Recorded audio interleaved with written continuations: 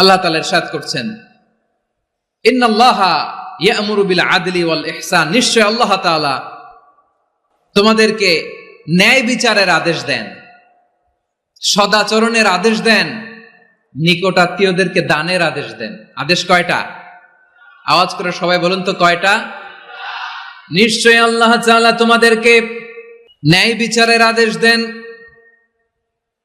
সদাচরণের আদেশ দেন, তিনি তোমাদের নিকট আত্মীয়দেরকে দানের আদেশ দেন, আর তিনি তোমাদেরকে অশ্লীলতা থেকে নিষেধ করেন, মন্দ কাজ থেকে নিষেধ করেন, অবাধ্যতা সীমা লঙ্ঘন থেকে নিষেধ করেন। তিনি তোমাদেরকে উপদেশ দেন যাতে তোমরা শিক্ষা গ্রহণ করো। সুবহানাল্লাহ। উপদেশ দিচ্ছে স্বয়ং কে? তিনটা জিনিসের আদেশ। ইয়া'মুরু বিল আদল, সুবিচার ন্যায় বিচারের আদেশ তিনি দেন। ইহসানের আদেশ দেন, যাতে আমরা ইহসান করি, একে অপরের প্রতি সুবিচার করি, মহানুভবতা দেখায়, অনুগ্রহ দেখায়, আর নিকট আত্মীয়দেরকে যেন আমরা দান করি। এই তিনটা আদেশ তিনি দিয়েছেন। আর কোন তিনটা জিনিস থেকে তিনি বারণ করেছেন? অশ্লীলতা, ফাহশা, মুনকার, মানে সব মন্দ আর অসৎ কাজ, এগুলো থেকে তিনি আমাদেরকে বারণ করেন। ওয়াল বাগি, অবাধ্যতা, সীমা লঙ্ঘন, এই তিনটা কাজ থেকে তিনি আমাদেরকে বারণ করেন। তিনি আমাদেরকে উপদেশ দেন, স্বয়ং আল্লাহ তাআলা আমাদেরকে উপদেশ দেন যাতে করে আমরা শিক্ষা গ্রহণ করি। সুবহানাল্লাহ পড়ে। তাহলে আসুন আমরা ধরে ধরে একটা একটা করে সামনের দিকে আগাই। আল্লাহ তাআলা প্রথমে আমাদেরকে আদেশ দিয়েছেন আদালের, ইন্নাল্লাহা ইয়া'মুরু বিল আদল। আওয়াজ করে বলুন আল আদাল। সবাই পড়ুন আল আদাল। আমরা উর্দু জানি, হিন্দি জানি, অনেকে ইংরেজিও জানি, কিন্তু আরবি শব্দগুলো আমাদের মুখ দিয়ে বেরোতে চায় না। আওয়াজ করে বলুন আল আদাল। মাশাআল্লাহ। ইন্নাল্লাহা ইয়া'মুরু বিল আদল। আল্লাহ তাআলা আমাদেরকে আদলের আদেশ দেন। আদল অনেকে না বুঝলেও আদালত শব্দটা বুঝবেন। আদালত, আদালত, আদালত বুঝেন না?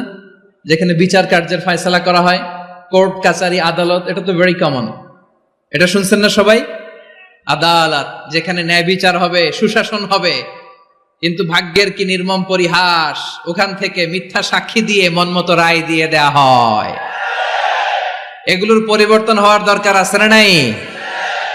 প্রিয় ভাইয়েরা, আদালত, আল আদল, ইংরেজিতে বলে জাস্টিস, ন্যায় বিচার, সুবিচার, সুশাসন, জাস্টিস, আল আদল, সব জায়গায় এই জাস্টিস থাকা দরকার। Justice should be prevailed in the society. The mission of all prophet was to uphold the justice. সব নবীর মিশন ছিল এই জাস্টিসকে, আদালকে, সুশাসন আর সুবিচারকে নিশ্চিত করা। পড়েন সুবহানাল্লাহ। And the core message of every divine scripture was to uphold justice. পৃথিবীর সব আসমানি কিতাবের মূল শিক্ষা ছিল এই জাস্টিসকে সমাজে এনশিওর করা, সুবিচার, সুশাসনকে এনশিওর করা। তাহলে প্রিয় ভাইরা, আমরা বুঝতে পারলাম আল আদল শব্দের মানে হচ্ছে ইনসাফ বা সুবিচার বা ন্যায় বিচার। এটা হচ্ছে একটা general meaning, very general meaning. আপনি যদি ইন ডেপথ বুঝতে চান, আরো ভেতরে যান, তাহলে আদল মানে হচ্ছে সমন্বয়, আদল মানে হচ্ছে ভারসাম্য, ব্যালেন্স। আদল মানে হচ্ছে মধ্যম পন্থা। সুবহানাল্লাহ পড়েন। কারণ সব সময় সমান সমান হইলেই সুবিচার হয় না। কথা কি বুঝতেছেন? ইসলামের দ্য কনসেপ্ট অফ আদল, এটা এমন আদল, এটা সব সময় সমান সমান নয়। যখন সমান সমান দেয়া দরকার, ইসলাম সমান সমান দেয়। যখন ব্যালেন্স করা দরকার, চেক এন্ড ব্যালেন্স, সমন্বয়, ভারসাম্য করা দরকার, তখন ইসলাম ভারসাম্য করে দেয়। এটার নাম আদল। সুবহানাল্লাহ। সহজ করে আপনাদেরকে বুঝাই। যেমন ধরুন, একটা পরিবারের 3 জন সদস্য, স্বামী, স্ত্রী আর সন্তান। তাদের সকালবেলার ব্রেকফাস্টে, স্বামীর সকালের নাস্তায় স্বামীর 3টা রুটি লাগে, স্ত্রীর 2টা লাগে, আর সন্তানের 1টা রুটি লাগে। এখন আমি যদি সমান সমান করে আদল করতে চাই, সবাইকে যদি 3টা করে রুটি দেই, তাহলে স্বামী বেচারার জন্য ঠিক আছে? কি বলেন? কথা কি বুঝতেছেন না কষ্ট হয়ে যাচ্ছে? যদি সমান সমানের নিয়মে আগাই, তাহলে 3টা করে যদি রুটি দেই, স্বামীর জন্য ওকে, কিন্তু স্ত্রীর জন্য 1টা বেশি হয়ে যায়। আর সন্তানের জন্য কয়টা বেশি হয়? আচ্ছা, এই তো বুঝতেছেন, মাশাআল্লাহ। আচ্ছা, 2টা করে যদি সবাই দেই সমান সমান নীতিতে, তাহলে স্ত্রীর জন্য, স্ত্রী বেচারির জন্য ঠিক আছে, কিন্তু স্বামীর কয়টা কম পড়ে? আর সন্তানের বেশি হয়ে যায় কয়টা? আচ্ছা, সমান সমান নীতিতে সবাইকে যদি সকালের নাস্তার জন্য একটা করে রুটি দেই, সন্তানের জন্য ঠিক আছে, কিন্তু স্ত্রী বেচারির কম পরে কয়টা, স্বামীর কম পরে কয়টা? দুইটা। কথা কি বুঝতেছেন? আর আমি যদি স্বামীকে দেই তিনটা, স্ত্রীকে দেই দুইটা, আর সন্তানকে দেই একটা, তাহলে কারো অপচয় হবে না। যার যতটুকু দরকার ঠিক ততটুকুই কাজে লাগবে। চিল্লায় বলেন ঠিক কিনা? এটাই হচ্ছে ইসলামের আদল, যেখানে যার যতটুকু দরকার তাকে সেখানে ঠিক ততটুকু দিয়ে দেওয়ার নামই হচ্ছে আদল। চিল্লায় পড়েন আল্লাহু আকবার। রব্বুল আলামিন বলেন, ইউসিকুমুল্লাহু ফি আওলাদিকুম লিযযাকারি মিসলু হাযযিল উনসায়াইন। আল্লাহ তোমাদেরকে ওসিয়ত করেন, তোমাদেরকে আদেশ দেন, উত্তরাধিকার সম্পদ যখন বন্টন হবে, ছেলেরা যতটুকু পাবে, মেয়ে পাবে তার অর্ধেক। সুবহানাল্লাহ বলেন। দেখেন, ছেলে যদ্দূর মেয়ে অর্ধেক, ছেলে ডবল পাবে। আপাত দৃষ্টিতে মনে হয় এখানে অবিচার হয়েছে, কিন্তু আসলে কি অবিচার হয়েছে? আপনি বিয়ের ক্ষেত্রে যান, ওইখানে আবার ছেলে মোহরানা দেয়, মেয়ে সেখানে মোহরানা পায়। তাহলে চেক এন্ড ব্যালেন্স, ভারসাম্য, ব্যালেন্স, মধ্যম পন্থা এখানে আছে না নাই?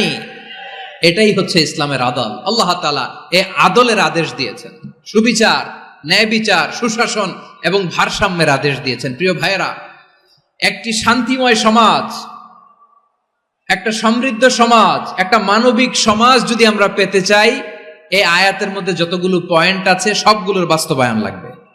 কথা বুঝতে পেরেছেন? বলেন, আওয়াজ করে বলেন, আমরা একটা শান্তির সমাজ চাই কি চাই না? আমরা একটা সমৃদ্ধ বাংলাদেশ চাই কি চাই না? আমরা একটা মানবিক বাংলাদেশ চাই কি চাই না? এই আয়াতে আল্লাহ তাআলা একটা মানবিক সমাজের রূপরেখা টেনেছেন। তার প্রথম কথা হচ্ছে, ইন্নাল্লাহা ইয়ামুরু বিল আদল। আল্লাহ তাআলা তোমাদেরকে আদলের নির্দেশনা দেয়, সুবিচার, সুশাসনের নির্দেশনা দেয়। যে সমাজে আদল থাকে না, সেই সমাজে জুলুম মানুষের ঘাড়ে চেপে বসে। আদলের বিপরীত হচ্ছে জুলুম। আদলের বিপরীত কি? জুলুম বা জাওর, অত্যাচার, অবিচার, বৈষম্য। এই যে বৈষম্য বিরোধী ছাত্র আন্দোলন কমন পড়ছে? এই যে একজন সমন্বয়ক তো দেখা করলো আমার সাথে। জুলুম মানে হচ্ছে বৈষম্য। বৈষম্যের স্থান ইসলামে নাই, অবিচারের স্থান ইসলামে নাই, জুলুমের স্থান ইসলামে নাই। আল্লাহ তাআলা বলেন যে আমি জুলুমকে নিজের জন্য হারাম করেছি এবং তোমাদের জন্য হারাম করেছি। বিশ্বনবী ফরমান, আল্লাহ তাআলা বলেন হাদিসে কুদসিতে, ইয়া ইবাদি ইন্নী হারামতুয যুলমা আলা নাফসি ওয়া জাআলতুহু বাইনাকুম মুহাররামান ফালা তাযালামু। আমার গোলামেরা শোনো, নিশ্চয় আমি আল্লাহ তাআলা জুলুমকে আমি আমার উপরে হারাম করেছি, অনুরূপ ভাবে জুলুম করাকে তোমাদের উপরেও হারাম করেছি। ফলে ফালা তাযালামু, তোমরা একে অপরের সাথে জুলুম করো না। নির্দেশনাটা কার? খবরদার, জুলুমের সাথে আমাদের কোনো সম্পর্ক, জুলুমের সাথে ইসলামের কোনো সম্পর্ক নাই। আল্লাহ তাআলা জালিমদের জন্য কঠিন শাস্তি প্রস্তুত করে রেখেছেন। যারা এই আদলকে ভুলুণ্ঠিত করে জুলুমের রাস্তায় হাঁটতে চায়, তাদের প্রাপ্য কিয়ামতের ময়দানে বুঝিয়ে দিবে কে? আল্লাহ তাআলা তাদের প্রাপ্যকে বুঝিয়ে দিবেন। এজন্য বিশ্বনবী বলে, খবরদার, তোমরা ইনসাফ করবে, আদল করবে, জুলুম করবে না। আয-যুলমু যুলুমাতুন ইয়াউমাল কিয়ামা, জুলুম কিয়ামতের দিন অন্ধকার হয়ে জালিমের ঘাড়ে চেপে বসবে। আবার বিশ্বনবী বলতেন, ইত্তাকি দাওয়াতাল মাজলুম, খবরদার, তোমরা মজলুমের কান্নাকে ভয় করো। ফাইন্নাহু লাইসা বাইনাহু ওয়া বাইনাল্লাহি হিজাব, কেননা মজলুমের কান্নার মাঝে আর আল্লাহর আরশের মাঝে কোনো পর্দা থাকে না। বিশ্বাস হয়? এই কথা বিশ্বাস হয়? এর জলজ্যান্ত প্রমাণ তো আমরা নিজেরাই দেখলাম। হ্যাঁ, মজলুমের কান্না ফুলে ফেপে মহিরুহ হয়ে, পাহাড়ের মতো হয়ে, বিস্ফোরিত হয়ে জালিমের মসনদকে ছারখার করে দিয়েছে। এর প্রমাণ তো আমরা নিজেরাই তো দেখলাম। জালিমের পরিণতি কি হয় আমরা জীবদ্দশাই তো দেখলাম। এমনও কোনো জুলুম নাই যে হয় নাই, ঠিক কিনা বলেন? আহারে জুলুম, আহারে জুলুম। রিসেন্টলি আয়নাঘরের কিছু ছবি প্রকাশিত হয়েছে সোশ্যাল মিডিয়ায়, দেখেছেন আপনারা? হ্যাঁ, ছোট্ট একটা জায়গা, স্বাধীন মানুষকে প্রাণীর মতো, পাখির মতো খাঁচায় বন্দি করে রেখেছে। কখন দিন কখন রাত কিচ্ছু জানে না। কখন দিন কখন রাত কিছু জানে না, বছরের পর বছর কেটে গিয়েছে। এক্সট্রা জুডিশিয়াল কিলিং এর কোনো হিসাব নাই, বিচার বহির্ভূত হত্যা, এনফোর্স ডিসঅ্যাপিয়ারেন্স, গুম, যেটা সবচাইতে বড় মানবতা বিরোধী অপরাধ। কত মানুষ যে গুম হয়েছে তার কোনো ইয়ত্তা নাই। যেই ফ্যামিলির সদস্য গুম হয়েছে তারা কি ওই লোকটার জন্য মাগফিরাতের দোয়া করবে নাকি সুস্বাস্থ্যের দোয়া করবে তারা নিজেরাও জানতো না, কারণ জানে না ও বেঁচে আছে না মরে গেছে। আহা, বিডিআর নওজোয়ানদের যারা ছাড়া পেল দেখলাম, বিনা অপরাধে, কোনো অন্যায় ছাড়া, অপরাধ ছাড়া তাদের জীবন থেকে, তাদের তারুণ্যের, তাদের যৌবনের 15 বছর, 16 বছর, 17 বছর নাই, 6 মাস বয়সের ছোট বাচ্চাকে রেখে জেলে গেছে। 6 মাসের মেয়ে বেরোয় দেখে মেয়ের বয়স 17 বছর। মেয়ে বাবারে চিনে না, বাবা মেয়েরে চিনে না। মেয়েকে এখন বিয়ে দিয়ে আরেক ছেলের হাতে তুলে দিবে। মেয়ের শৈশব বাবা দেখে নাই, মেয়ের কৈশোর বাবা দেখে নাই, মেয়ের তারুণ্য দেখে নাই।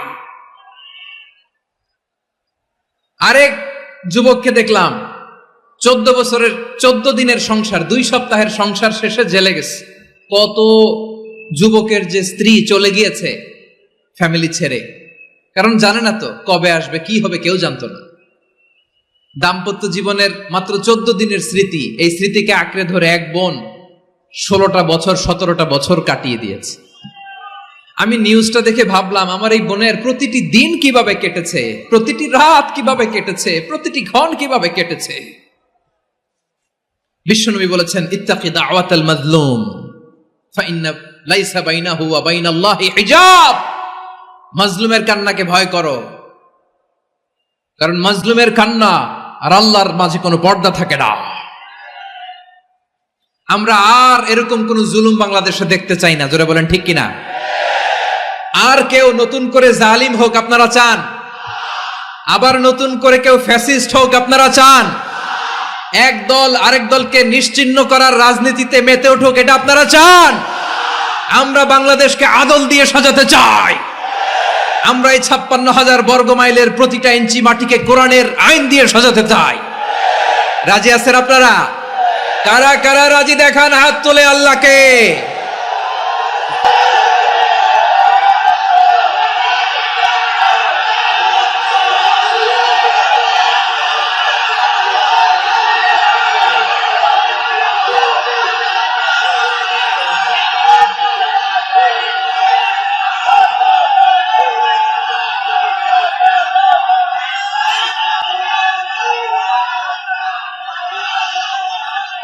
বসুন, আমার প্রিয় বীর চট্টলার তৌহিদি মুসলমান, আমরা আর নতুন করে কেউ জালিম হোক এটা চাই না, নতুন করে আবার কেউ ফ্যাসিস্ট হোক আমরা চাই না, এক দল আরেক দলকে নিশ্চিহ্ন করার রাজনীতি করুক আমরা চাই না। আমরা সুশাসনের বাংলাদেশ চাই, আমরা মানবিক বাংলাদেশ চাই, আমরা একটা সমৃদ্ধ বাংলাদেশ চাই, আমরা বিশ্বের বুকে সম্মান নিয়ে মাথা উঁচু করে দাঁড়াতে চাই, ঠিক কিনা বলেন? আল্লাহ বললেন, এটা যদি তোমরা চাও, একটা সমৃদ্ধ সমাজ যদি বিনির্মাণ করতে চাও, মানবিক সমাজ যদি বিনির্মাণ করতে চাও, আমি তোমাদেরকে সেজন্য প্রথমে আদালতের নির্দেশ দিলাম। ইন্নাল্লাহা ইয়া'মুরু বিল আদল, নিশ্চয় আল্লাহ তাআলা তোমাদেরকে ন্যায় বিচার, সুশাসন এটার আদেশ দেন। সুবহানাল্লাহ। আদাল, ন্যায় বিচারের আদেশ আল্লাহ তাআলা কোরআনের বিভিন্ন আয়াতে দিয়েছেন। আল্লাহ তাআলা বলছেন, ইন্নাল্লাহা ইয়া'মুরুকুম আন তুআদ্দুল আমানাতি ইলা আহলিহা ওয়া ইযা হাকামতুম বাইনান নাসি আন তাহকুমু বিল আদল ইন্নাল্লাহা নি'ম্মা ইয়া'iযুকুম বিহি ইন্নাল্লাহা কানা সামিআন বাসীরা। আল্লাহ তাআলা বললেন, আল্লাহ আদেশ দিচ্ছেন, যে ব্যক্তি আমানতের হকদার তার হাতে তোমরা আমানত পৌঁছে দাও, আর যখন তোমরা বিচার কার্য করবে, বিচার ফয়সালা করবে, আদালতের সাথে করো। সুবহানাল্লাহ বলেন। ওয়া ইযা হাকামতুম বাইনান নাসি আন তাহকুমু বিল আদল, আদালতের সাথে করবা।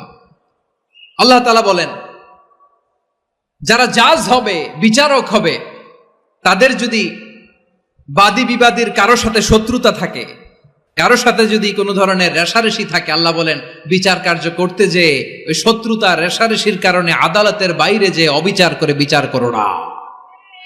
ওয়ালা ইয়াজরিমান্নাকুম শানাআনু কওমিন আলা আল্লা তা'দিলু ই'দিলু হুয়া আকরাবু লিত্তাকওয়া ওয়াত্তাকুল্লাহা ইন্নাল্লাহা খাবীরুম বিমা তা'মালুন।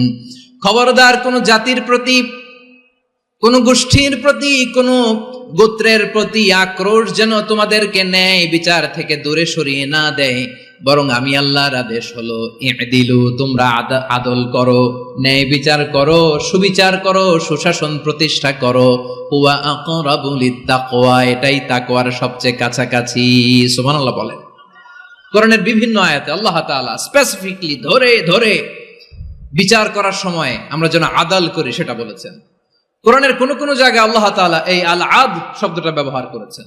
আবার একই জিনিস ইনসাফ, সুবিচার, সুশাসন, ন্যায় বিচার, ন্যায় পরায়ণতা বুঝাতে আল্লাহ তাআলা কখনো কখনো আল কিসত শব্দটা ব্যবহার করেছেন। আওয়াজ করে সবাই বলুন আল কিসত। প্রিয় ভাইরা, সবাই আওয়াজ করে আমার সাথে সাথে বলুন আল কিসত। আল্লাহ তাআলা বলেন ওয়া ইন হাকামতা ফাহকুম বাইনাহুম বিল কিসতি ইন্নাল্লাহা ইউহিব্বুল মুকসিতিন। যখন তুমি বিচার করবে, বিশ্বনবীকে উদ্দেশ্য করে অ্যাড্রেস করে বললেন, নবী হে, ইহুদিরা কোনো বিষয়ে মীমাংসার জন্য যদি আপনার দরবারে আসে, যদি বিচার করতে হয়, খবরদার অবিচার করবেন না। ফয়সালা যেটা করবেন কিসতের সাথে করবেন, ন্যায় পরায়ণতার সাথে করবেন, কারণ ইন্নাল্লাহা ইউহিব্বুল মুকসিতিন, নিশ্চয় আল্লাহ রাব্বুল ইজ্জাত ন্যায় পরায়ণশীলদেরকে বড্ড ভালোবাসেন। সুবহানাল্লাহ বলেন। ন্যায় পরায়ণ লোকদেরকে আল্লাহ তাআলা বড্ড ভালোবাসেন। অন্য আয়াতে আল্লাহ তাআলা বলছেন وَنَضَعُ الْمَوَازِينَ الْقِسْطَ لِيَوْمِ الْقِيَامَةِ فَلَا تُظْلَمُ نَفْسٌ شَيْئًا। আমি কিয়ামতের দিন ন্যায় পরায়ণতার মানদণ্ড স্থাপন করব, যেটাকে আমরা মিজানের পাল্লা বলি। আল্লাহ বলেন ন্যায় বিচারের মানদণ্ড কিয়ামতের ময়দানে আমি আল্লাহ স্থাপন করব। সেদিন কারো প্রতি বিন্দু পরিমাণ, এক চুল পরিমাণ অবিচার করা হবে না, কোনো অবিচার করা হবে না। সেদিন সুশাসন হবে, সুবিচার হবে, ন্যায় পরায়ণতার সাথে বিচার হবে। আওয়াজ করে পড়েন আল্লাহু আকবার। তাহলে প্রিয় ভাইরা, যে তিনটি বিষয়ে আল্লাহ তাআলা আমাদেরকে আদেশ দিয়েছেন, তার প্রথমটা হচ্ছে আদালত, ইনসাফ, সুবিচার, ন্যায় বিচার। এটা আমরা চাই কি চাই না? বিশ্বনবী ন্যায় বিচার, ন্যায় পরায়ণতা, সুশাসন প্রতিষ্ঠিত করেন কি করেন নাই? আপনারা বিশ্বনবীর সিরাত যারা পড়েছেন, আপনি দেখবেন বিশ্বনবীর সিরাতের পরতে পরতে, বাঁকে বাঁকে, সিরাতের বাঁকে বাঁকে এই আদালতের নমুনা মেলে। সুবহানাল্লাহ বলেন। ছোট্ট একটা নমুনা রাসূল সাল্লাল্লাহু আলাইহি ওয়াসাল্লামের আসসিরা আল আতরা থেকে ছোট্ট একটা নমুনা আপনাদের খেদমতে এখানে উপস্থাপন করি। বিশ্বনবী সাল্লাল্লাহু আলাইহি ওয়াসাল্লাম মক্কা বিজয় করলেন ৮ম হিজরিতে। মক্কা বিজয় শেষে তিনি কয়েক সপ্তাহ মক্কাতে অবস্থান করলেন। ইন দ্য মিন টাইম মক্কার একটা ভেরি প্রেস্টিজিয়াস এন্ড ডিগনিফাইড ফ্যামিলির নারী চুরিতে ধরা পড়ল। কিসে ধরা পড়ল? সবাই বলেন কিসে? আমাদের সমাজে আসেনি এটা? আছে? ছোট না বড়? হ্যাঁ, হিসাব করে শেষ করা যায় না। ৩.৫ লাখ কোটি টাকা নাই উন্নয়ন প্রকল্পের নামে। উন্নয়ন প্রকল্পের নামে ৩.৫ লাখ কোটি টাকা নাই। ৩.৫ লাখ কোটি টাকা লিখতে পারবেন আপনি? এক টানে লিখতে পারবেন? বুঝতেছেন কত বড় সংখ্যা? বনু মাখজুমিয়া গোত্রের এক নারী মক্কায় চুরিতে ধরা পড়ল। বলেন তো চুরি করলে বিধান কি? কি কাটতে হবে? চুরির বিধান হলো হাত কেটে দাও। দাও সেটা গোপনে নয়, প্রকাশ্যে জনসম্মুখে হাত কেটে দাও। বনু মাখজুমিয়া গোত্রের নারী যখন চুরিতে ধরা পড়ল, সাহাবারা চিন্তায় পড়ে গেলেন। সবেমাত্র মক্কার লোকেরা কালিমা পড়ে মুসলমান হয়েছে। ইসলামের আইন কানুন তেমন জানে না, ইসলামের শরিয়ার সাথে বেশি পরিচিত নয়। এখন যদি বিশ্বনবী চুরির যেই বিধান এটা যদি কায়েম করে হাত যদি কেটে দেয়, না জানি মক্কার লোকেরা আবার বিগড়ে যায়, না জানি মক্কার লোকেরা আবার মুরতাদ হয়ে যায়, না জানি মক্কার লোকেরা ইসলাম থেকে দূরে সরে যায়। চলো চলো, সাহাবীরা মিলে পরামর্শ করলেন, চলো বিশ্বনবীর কাছে যে বলি, ও নবী, শুধু কেবলমাত্র একমাত্র এই নারীর জন্য চুরির হাত কাটার বিধানটা আপনি একটু থামিয়ে দেন। চুরির হাত কাটার যে বিধান এখানে একটু রহিত করে দেন, বাকিগুলা কইরেন মদিনাতে যে চলবে, কিন্তু মক্কায় এবারের জন্য মাফ করে দেন। কিন্তু কে বলবে? এই যে পরামর্শ, সাজেশন, এটা কে দিবে বিশ্বনবীর কাছে? সাহাবারা চিন্তায় পড়ে গেলেন। আল্লাহর নবীর সামনে দাঁড়িয়ে আল্লাহর দেয়া হুদুদ, আল্লাহর দেয়া বিধান থামিয়ে দেওয়া, মাফ করে দেওয়া, এই কথা বিশ্বনবীর সামনে বলার সাহস তো কেউ রাখে না। কেউ কেউ বলল, বিশ্বনবীর পালক পুত্র যায়েদ বিন হারেসার সন্তান উসামারে বিশ্বনবী নাতির মতো আদর করে, বড্ড বেশি ভালোবাসে উসামারে। এজন্য সাহাবারা উসামাকে বলতো হিব্বু রাসূলিল্লাহ, বিশ্বনবীর ভালোবাসা। কি বলতো? সাহাবীরা বললেন, বিশ্বনবীর ভালোবাসা হিব্বু রাসূলিল্লাহ, উসামারে পাঠাও। উসামারে বিশ্বনবী নাতির মতো স্নেহ করে, মায়া করে, ভালোবাসে। আমরা পারবো না, উসামা পারবে। সবাই মিলে ফুলিয়ে ফুসিয়ে উসামাকে, ছোট্ট উসামাকে রাজি করালো। উসামা এমন এমন কথা যে তুমি বিশ্বনবীর কাছে বলতে হবে, পারবা নাকি? উসামা বলে, পারবো। সাইয়েদনা উসামা রাদিয়াল্লাহু তাআলা আনহু তরুণ সাহাবী বিশ্বনবীর কাছে গেলেন, যে বললেন, নবী, বনু মাখজুমিয়া গোত্রের এক নারী চুরিতে ধরা পড়েছে, এবারের জন্য কি এই মহিলাটারে মাফ করে দিলে হয় না? এবারের জন্য একটু ক্ষমা করা যায় না নবী? বিশ্বনবী বলেন, আতাশফাউ ফি হাদ্দিম মিন হুদুদিল্লাহ, তোমার এত বড় সাহস উসামা, তুমি আল্লাহর হাত, আল্লাহর দেয়া বিধান, এটার ব্যাপারে সুপারিশ করতে এসেছো? তোমরা কি জানো তোমাদের আগে যত কওম, যত গোত্র, যত জনপদ ধ্বংস হয়েছে তার কারণ ছিল তাদের মধ্যে গরিবরা অন্যায় করলে তারা বিচার করত, আর ধনীরা অন্যায় করলে তারা মাফ করে দিত। খবরদার! ওয়া আইমুল্লাহ লাউ আন্না ফাতিমাতা বিনতি মুহাম্মাদিন সারাকাত লাকাতা মুহাম্মাদুন ইয়াদাহা। বিশ্বনবী বললেন, ওরে ওসামা, বানু মাখজুমিয়ার ওই প্রেস্টিজিয়াস এন্ড ডিগনিফাইড ফ্যামিলির মেয়ে তো দূর কি বাত, অনেক দূরের কথা। জেনে রেখো ওসামা, আমার কলিজার টুকরা, নয়নের পুটুলি ফাতেমাও যদি মক্কার জমিনে আজকে এই চুরির দায়ে ধরা পড়তো, আমি বিশ্বনবী মুহাম্মাদুর রাসূলুল্লাহ ধরে ফাতেমার ডান হাতটা কেটে দিতে এক বিলম্ব দেরি করতাম না। ইন্নাল্লাহা ইয়া'মুরু বিল আদল, আমাদেরকে জাস্টিস শিখায় পশ্চিমারা, আমাদেরকে ইনসাফ শিখায়, আমাদেরকে সুশাসন শিখায়। আর ইনসাফ, সুশাসন, ন্যায় বিচার, সুবিচার, জাস্টিস কারে বলে বিশ্বনবীর বায়োগ্রাফি থেকে জেনে নাও। এই ছিল বিশ্বনবী সাল্লাল্লাহু আলাইহি ইসলামের আদালতের নমুনা। আপনি যদি সাইয়েদনা ওমর ফারুকের জীবনের দিকে তাকান, এমন কঠোর, এমন বীর সেনানী ছিলেন। সাইয়েদনা ওমর ফারুক যদি রাস্তার এই মাথা দিয়ে হাঁটা শুরু করতেন, শয়তান ওমর ফারুককে দেখলে ওই রাস্তা রেখে দিয়ে অন্য রাস্তা দিয়ে হাঁটতো। সুবহানাল্লাহ। ওমর ফারুক রাদিয়াল্লাহু তাআলা আনহু কি পার্সোনালিটি ছিল, কি পার্সোনালিটি! আমাদের এলাকায় ছোট বাচ্চারা রাতে ভাত খেতে চায় না, আমার মেয়েটাও খেতে চায় না। এই এটা দিব, ওইটা দিব, আজকে মাহফিলে আসার সময় বলে দিছে লিস্ট করে, এটা এটা আনতে হবে। তো ছোট্ট বাচ্চাদের অনেক বায়না থাকে, ওরা রাতে খেতে চায় না। তো মায়েরা বিভিন্ন ভয় দেখায়, এই বাঘ আসবে, বাঘ আসবে খাও, এই ভূত আসবে, ভূত আসবে খাও। আপনারা কি বলেন চট্টগ্রামে? কি আসবে? হ্যাঁ, ভূত, ভূত, ভূত আসবে, বাঘ আসবে, খাও খাও খাও, তাড়াতাড়ি খাও। তো বাচ্চারা এগুলো শুনে ভয়ে খেতে শুরু করে। মদিনার জমিনেও একই ঘটনা ঘটতো। মদিনার ছোট্ট ছোট্ট সোনামণিরা খেতে চাইতো না, তো মায়েরা বলতো, হা হুয়া ইয়াতি উমর, হা হুয়া ইয়াতি উমর, ওই যে উমর আসতেছে, উমর। ওমরে ফারুকের কথা শুনলে বাচ্চারা একেবারে ঠান্ডা। সুবহানাল্লাহ পড়বেন না? প্রভু তুমি বলেছ রাসূল দেবে না, বলনি দেবে না ওমর, বলনি দেবে না হামজা তারিক, খালিদ বিজয় সমর। প্রভু তুমি বলেছ রাসূল দেবে না, বলনি দেবে না ওমর, বলনি দেবে না হামজা তারি, খালিদ বিজয় সমর, প্রভু তুমি বলেছ রাসূল দেবে না। আল্লাহু আকবার। ওমর ফারুক রাদিয়াল্লাহু তাআলা আনহু, ওনার কথা শুনলে গায়ের মধ্যে গুজবাম হয়, গায়ের পশমগুলো দাঁড়িয়ে যায়। সুবহানাল্লাহ বলেন। কি পার্সোনালিটি ছিল, কি ব্যক্তিত্ব ছিল। মুনাফিকরা ওমর ফারুককে জমের মতো ভয় পেতেন। শয়তান, খুদ শয়তান অন্য রাস্তা দিয়ে হাঁটতো।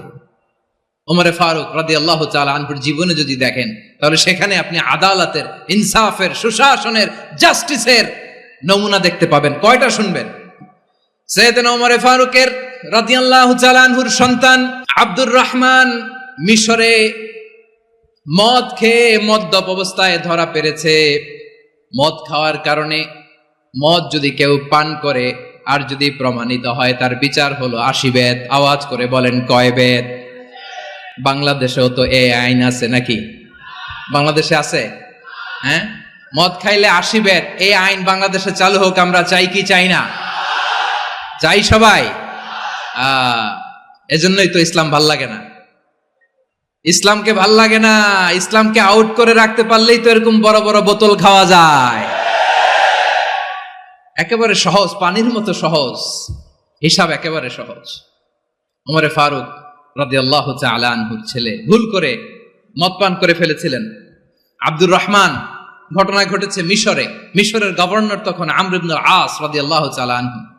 আব্দুর রহমানের ভাই যে গভর্নরকে বলল, গভর্নর যদি একটু দয়া করেন, খলিফার ছেলে আমার ভাই আব্দুর রহমান মদ্যপ অবস্থায় ধরা পড়েছে, জনসম্মুখে যদি আপনি বেত্রাঘাত করেন আমাদের প্রেস্টিজ থাকে না, যদি 80 বেত আপনি মারেন আমার কোনো কথা নাই, কিন্তু ঘরের ভেতরে মারেন। আব্দুর রহমানের ভাইয়ের সুপারিশ শুনে সাইয়েদনা আমর ইবনুল আস রাদিয়াল্লাহু তাআলা আনহু রাজি হয়ে গেলেন। ঘরের ভেতরে লোকচক্ষুর আড়ালে 80 বেত তিনি মানলেন। কিন্তু ঘটনাক্রমে এই কথা লুকিয়ে লুকিয়ে ঘরের ভেতরে 80 বেত মারার কথা সাইয়েদনা ওমর ফারুক মদিনা থেকে জানতে পারলেন। মদিনা থেকে তিনি ফরমান জারি করলেন, এই বিচার যেমনটি আমর ইবনুল আস আদায় করেছে, এটা প্রকৃতপক্ষে আদায় হয় নাই। আসো সবাই মদিনায় আসো, আমর ইবনুল আস মদিনায় আসো, আব্দুর রহমানও আসো, সবাই আসো, জনসম্মুখে এই বিচার কার্যকর করতে হবে। সাইয়েদনা ওমর ফারুক মসজিদে নববীর পিলারের মধ্যে নিজের ছেলেকে বাঁধলেন, আবার জনসম্মুখে 80টা বেত তার গায়ের মধ্যে মারলেন। মাজমুয়ে ফাতাওয়া ইবনে তাইমিয়া রাহিমাহুল্লাহ উনি এটা নকল করেছেন।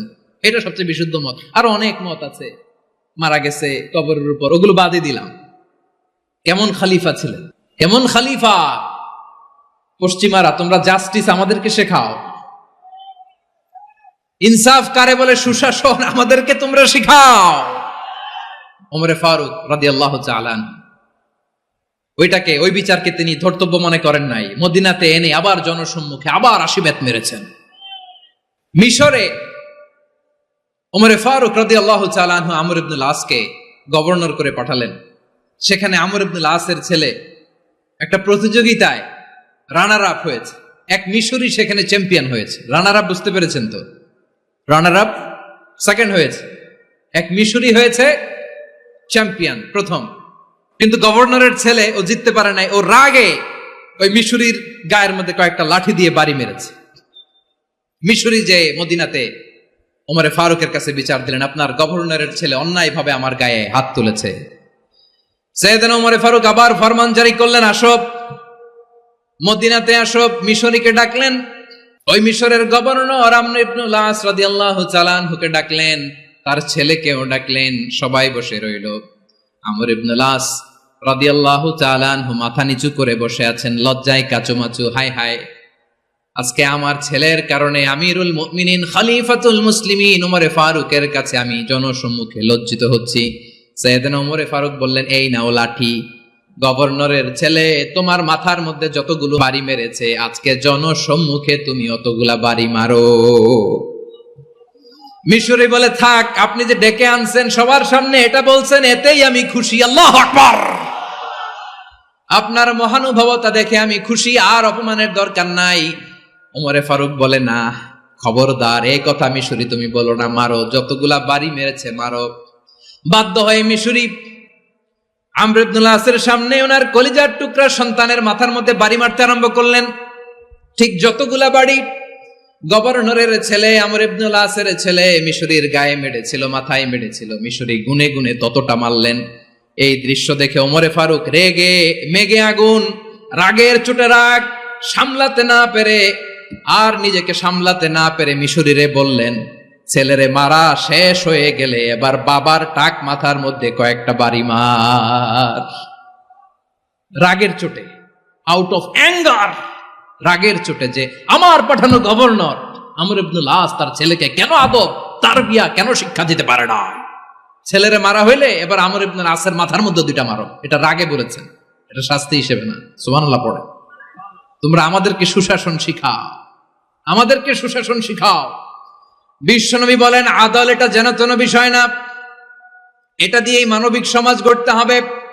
আল্লাহ তাআলা কিয়ামতের কঠিন ময়দানে যেদিন স্বামী স্ত্রীকে চিনবে না, স্ত্রী স্বামীকে দেখে পালিয়ে যাবে, বন্ধু বন্ধুরে চিনবে না, পীর সাহেব মুরিদরে চিনবে না, মুরিদ পীর সাহেবরে চিনবে না, দলের কর্মী তার নেতারে চিনবে না, নেতা তার কর্মীরে চিনবে না, বন্ধু বন্ধুরে দেখে পালাবে। এই কঠিন মুহূর্তে সূর্যটা মাথার কাছে চলে আসবে, জমিনটা তামার জমিন হবে, আজকের জমিনের মতো নয়।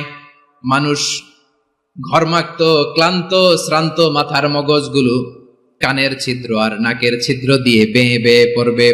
বিশ্বনবী ফরমান কিয়ামতের ওই কঠিন ময়দানে 7 শ্রেণীর ব্যক্তিকে রব্বুল আলামিন তার আরশের নিচে ছায়া দিবেন। তার মধ্যে প্রথম শ্রেণীর ব্যক্তি হলো ইমামুন আদিল। ইমামুন আদিল, ন্যায়পরায়ণ শাসক,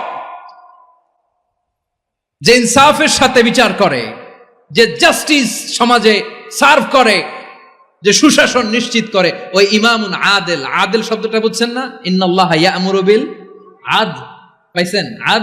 আদিল। 7 শ্রেণীর ব্যক্তিকে আল্লাহ তাআলা সুশীতল আরশের নিচে ছায়া দিবেন, যেদিন তার দেয়া ছায়া ছাড়া কোনো ছায়া থাকবে না। এর প্রথম হচ্ছে ইমামুন আদিল, ন্যায়পরায়ণ শাসক। চিল্লায় বলেন সুবহানাল্লাহ। আবার বিশ্বনবী বললেন ইন্নাল মুকসিতিনা ইনদাল্লাহি আলা মানাবির মিন নূর আন ইয়ামিনির রহমান। কিয়ামতের দিন যারা ন্যায়পরায়ণ হিসেবে আল্লাহর সামনে দাঁড়াবে, কিয়ামতের দিন রব্বুল আলামিন তার আরশের ডান দিকে ওই ন্যায়পরায়ণ লোকদের জন্য আরশের ডান দিকে একটা নূরের মিম্বারে তাদেরকে বসার সুযোগ করে দিবে। আল্লাহর আরশের ডান দিকে ন্যায়পরায়ণ লোকদের জন্য আল্লাহ তাআলা নূরের মিম্বার বানাবে। 4 কেনে কথা মনে করেছেন? আল আদাল, জাস্টিস। ইন্নাল্লাহা ইয়া'মুরু বিল আদল। আল্লাহ তাআলা এই আদালতের নির্দেশনা দেয়, সুবিচার, সুশাসন। প্রিয় ভাইয়েরা, এটা আমরা বাংলাদেশে চাই কি চাই না? এই যে অরাজকতা, এই যে অন্যায়, এই যে জুলুম, এই যে ইনকনসিস্টেন্সি সমাজের অসঙ্গতির প্রধান কারণ জাস্টিস নাই, সুবিচার নাই, সুশাসন নাই। শেষবারের মতো আওয়াজ করে বলেন তো, আমরা বাংলাদেশে আদল চাই কি চাই না? তাহলে প্রথম নির্দেশনা শেষ। আল্লাহ তাআলা তোমাদেরকে আদলের আদেশ দেন। এরপরে আল্লাহ বললেন আমি তোমাদেরকে ইহসানের আদেশ দেই। ইন্নাল্লাহা ইয়া'মুরু বিল আদলি ওয়াল ইহসান। আমি তোমাদেরকে যেমনি আদলের নির্দেশনা দেই, তেমনি ভাবে তোমাদেরকে ইহসানের নির্দেশনা দেই। ইহসান, আওয়াজ করে সবাই বলেন তো ইহসান। সবাই বলেননি, সবাই বললে এতটুকু আওয়াজ হবে আমি বিশ্বাস করি না। আওয়াজ করে বলুন আল ইহসান। ইহসান মানে কারো প্রতি সফট হার্টেড হওয়া, মহানুভব হওয়া, অনুগ্রহ পরায়ণ হওয়া, অনুগ্রহশীল হওয়া, একে অপরের প্রতি দয়াদ্র হওয়া। একে অপরের প্রতি দয়াদ্র অনুগ্রহশীল হওয়া ছাড়া মানবিক সমাজ কঠিনকালেও গঠন করা সম্ভব না। প্রিয় ভাইয়েরা, সুন্দর আচরণ দিয়ে, ইহসান দিয়ে যা জয় করা যায়, নরম আচরণ দিয়ে যেটা অর্জন করা যায়, কঠোরতা দিয়ে সেটা পারা যায় না। বিষ্ণু ঈসা ইসলাম ইহসান দিয়ে, কোমল আচরণ দিয়ে, তার অনুগ্রহ দিয়ে তিনি অনেক কাফিরের হৃদয়কে জয় করে ফেলেছেন। সাইয়েদনা সুমামা ইবনে উসাল রাদিয়াল্লাহু তাআলা আনহুর কথা মনে পড়ে যায়। তিনি ছিলেন ইয়ামামার বাদশা। মদিনাতে বিশ্বনবীকে হত্যা করার নিয়তে এসেছিলেন, গোপনে গোপনে বিশ্বনবীকে হত্যা করে আবার ইয়ামামাতে তিনি ফিরে যাবেন। কিন্তু কি অবাক করা কাণ্ড, হত্যা করতে পারে নাই, সাহাবাদের হাতে তিনি ধরা পড়ে গেলেন। সাইয়েদনা সুমামা ইবনে উসাল রাদিয়াল্লাহু তাআলা আনহু হত্যার নিয়তে আসলেন, কিন্তু হত্যা করতে পারলেন না। সাহাবারা ওনাকে ধরে ফেললেন, ধরে মসজিদে নববীর পিলারের মধ্যে বেঁধে রাখলেন। সুমামা ইবনে উসাল, সিরাত থেকে শুনি, সিরাত থেকে শোনাচ্ছি, রাদিয়াল্লাহু তাআলা আনহু ইয়ামামার অধিপতি ছিলেন। ইয়ামামা বিশ্বনবীকে হত্যার জন্য আসছেন, ধরা পড়ে গেছেন, এখন মসজিদে নববীতে বেঁধে রাখছে, তার মানে বন্দী। এখন স্ট্যাটাস কি? বন্দী, ক্যাপটিভ। বিশ্বনবী সাল্লাল্লাহু আলাইহি ওয়াসাল্লাম সাহাবাদেরকে বললেন, তার খোঁজ খবর নিও, সুমামা ইবনে উসালের খোঁজ খবর নিও। সাহাবারা বলেন, ইয়া রাসূলুল্লাহ, আপনাকে হত্যা করতে এসেছে, তার তো কঠিন ক্যাপিটাল পানিশমেন্ট হওয়া দরকার, কঠিন শাস্তি হওয়া দরকার। বিশ্বনবী বললেন, না, আমি যেটা জানি তোমরা সেটা জানো না, তোমরা সুমামার সাথে ভালো আচরণ করো। বিশ্বনবী সুমামার কাছে গেলেন। প্রথম দিন যে তিনি কালেমার দাওয়াত দিলেন, ইমানের দাওয়াত দিলেন, ইসলামের দাওয়াত দিলেন, রিসালাতের দাওয়াত দিলেন, আখিরাতের দাওয়াত দিলেন। পরের দিন যে বিশ্বনবী সালাতের দাওয়াত দিলেন, যাকাতের দাওয়াত দিলেন, ইসলাম কি, কিভাবে, কেমন করে পালন করতে হয় চমৎকার আর্টিকুলেট করতে শুরু করলেন। তন্ময় হয়ে সুমামা ইবনে উসাল রাদিয়াল্লাহু তাআলা আনহু বিশ্বনবীর কথাগুলো শুনতে আরম্ভ করলো। একদিন নয়, 2 দিন নয়, টানা 3 দিন বিশ্বনবী সুমামার কাছে ইসলামকে প্রেজেন্ট করেছেন, উপস্থাপন করেছেন। আওয়াজ করে বলেন, কয় দিন? 3 দিন। 3 দিন মসজিদে নববীতে বাধা। আর সাহাবীদেরকে বললেন, তার খোঁজ খবর নিও, তোমরা যে রুটি বানাও এর মধ্যে সবচেয়ে ভালো আটার রুটিটা তারে দিও, সবচেয়ে রিফাইন্ড খেজুর, যেটা পিওর খেজুর, এটা তারে দিও। আর বিশ্বনবী নিজের উট থেকে দুধ দহন করে ওনার বাড়ির এক কর্মচারীকে বলেছেন, দুধ দহন করে সুমামার জন্য নিয়ে যেও। সুবহানাল্লাহ পড়বেন না? সবাই তো অবাক, ইয়ামামা থেকে আসছে নবীকে হত্যা করতে, বিশ্বনবী দেখে তারে জামাই আদর করে, তাকে মজার মজার খাবার দিও, দুধ দিও, আদর আপ্যায়ন করো। একদিন নয়, 2 দিন নয়, টানা 3 দিন বিশ্বনবী এভাবে সুমামার কাছে যে ইসলামকে প্রেজেন্ট করতে আরম্ভ করলেন, ইসলামকে উপস্থাপন করতে শুরু করলেন। আর তাকে চমৎকার এন্টারটেইনমেন্ট, আপ্যায়ন দিতে আরম্ভ করলেন। টানা 3 দিন যখন ইসলামের দ্য বিউটিজ অফ ইসলাম, ইসলামের সুমহান বাণী, সৌন্দর্য তার কাছে উপস্থাপন শেষ, বিশ্বনবী বললেন সাহাবাদেরকে, যাও এবার সুমামার হাতের পায়ের রশি দুটো খুলে দাও। সাহাবারা বললেন, ইয়া রাসূলুল্লাহ, কি বলেন আপনি? ও তো হত্যাকারী, সুযোগ পায় নাই, আপনারে মারতে পারে নাই, ছেড়ে দিলে আবার ও আপনার উপর তলোয়ার নিয়ে ঝাঁপিয়ে পড়বে। নবী, এই সিদ্ধান্ত আপনি নিতে যাবেন না। বিশ্বনবী বললেন, যেটা বলেছি সেটা করো, সুমামার রশিগুলো ছেড়ে দাও, সুমামার হাতে পায়ের রশিগুলো যে তোমরা খুলে দাও। সাহাবারা তর্ক জুড়ে দিলেন, লা ইয়া রাসূলুল্লাহ, এমনটা করবেন না, তো ভয়ঙ্কর ভয়ঙ্কর খুনি, কি জানি কি হয়ে যায়। বিশ্বনবী বললেন, না, তার হাতে পায়ের রশিগুলো খুলে দাও। সাহাবারা বিশ্বনবীর কথা মতো তার হাতে পায়ের রশিগুলো খুলে দিল। সুমামা মুহূর্তের মধ্যে মসজিদে নববী থেকে বের হয়ে ইয়ামামায় ফিরে না যে মসজিদে নববীর পাশে একটা খেজুর বাগান ছিল, সেখানে চলে গেলেন। সেখানে একটা ছোট্ট কুয়া ছিল, কুয়ার পানি দিয়ে তিনি গোসল করলেন। সুবহানাল্লাহ পড়েন। কুয়ার পানি দিয়ে গোসল করে মসজিদে নববীর সামনে এসে বিশ্বনবী এবং সাহাবাদের সামনে দাঁড়িয়ে সাব্বাবা উঁচু করে বললেন, আশহাদু আল্লা ইলাহা ইল্লাল্লাহ ওয়া আশহাদু আন্না মুহাম্মাদান আবদুহু ওয়া রাসূলুহু। আল্লাহু আকবার। আমি সাক্ষ্য দিচ্ছি আল্লাহ ছাড়া কোনো ইলাহ নাই, আর মুহাম্মদ আল্লাহ তাআলার প্রেরিত বান্দা এবং রাসূল। প্রিয় ভাইয়েরা, ইহসান দিয়ে যা জয় করা যায়, কঠোরতা দিয়ে সেটা কঠিনকালেও জয় করা যায় না। আওয়াজ করে বলেন, ঠিক কি না? এবার সুমামা দাঁড়িয়ে বলে, ওগো নবী, আমি তো কালিমা পড়ে মুসলমান হয়ে গেলাম, এবার শোনেন, এই মুহূর্তের আগে আপনার চেহারার চাইতে নিকৃষ্ট কোনো চেহারা আমার কাছে ছিল না, কিন্তু শাহাদা পাঠ করার পরে আপনার চেহারার চাইতে উত্তম শ্রেষ্ঠ কোনো চেহারা আমার কাছে আর নাই। ও নবী, আজকের দিনের আগে ইসলাম ধর্মের চেয়ে নিকৃষ্ট অপছন্দনীয় কোনো ধর্ম আমার কাছে ছিল না, কিন্তু এই মুহূর্ত থেকে ইসলামের চেয়ে সেরা শ্রেষ্ঠ পছন্দনীয় কোনো ধর্ম আমার কাছে নাই। নবী গো, আজকের দিনের আগে মদিনার চাইতে অপছন্দনীয় নিকৃষ্ট কোন শহর আমার কাছে ছিল না, কিন্তু এই মুহূর্তের পর থেকে মদিনার চাইতে কোনো শ্রেষ্ঠ শহর আমার জানা নাই। সে ছিল গমের বড় ডিলার, গম বেচতো। কি বেচতো? তার গম কিনে মক্কার লোকেরা রুটি খাইতো। সে ঘোষণা দিল, আজকে থেকে মক্কাবাসীদের জন্য সব গম আমি হারাম করে দিলাম, মক্কাবাসী এখন না খেয়ে মরে। সুবহানাল্লাহ পড়বেন না? মক্কাবাসী বিশ্বনবীর কাছে আসলেন, এসে বললেন, মুহাম্মদ, আমরা তো তোমার ভাই, তোমার চাচা, তোমার ভাতিজা, তোমার আত্মীয়, তুমি সুমামারে বলো সে যেন আবার গমের সাপ্লাই মক্কার জন্য অনুমতি দিয়ে দেয়। বিশ্বনবীর অনুমতি ক্রমে সুমামা আবার মক্কাতে গম পাঠাতে শুরু করলো। পড়েন সুবহানাল্লাহ। ইহসান, ইহসান দিয়ে আপনি যেটা জয় করতে পারবেন, you can win the heart of your enemies. ইহসান দিয়ে আপনি আপনার শত্রুর হৃদয়কে জয় করতে পারবেন। আওয়াজ করে বলেন ঠিক কিনা?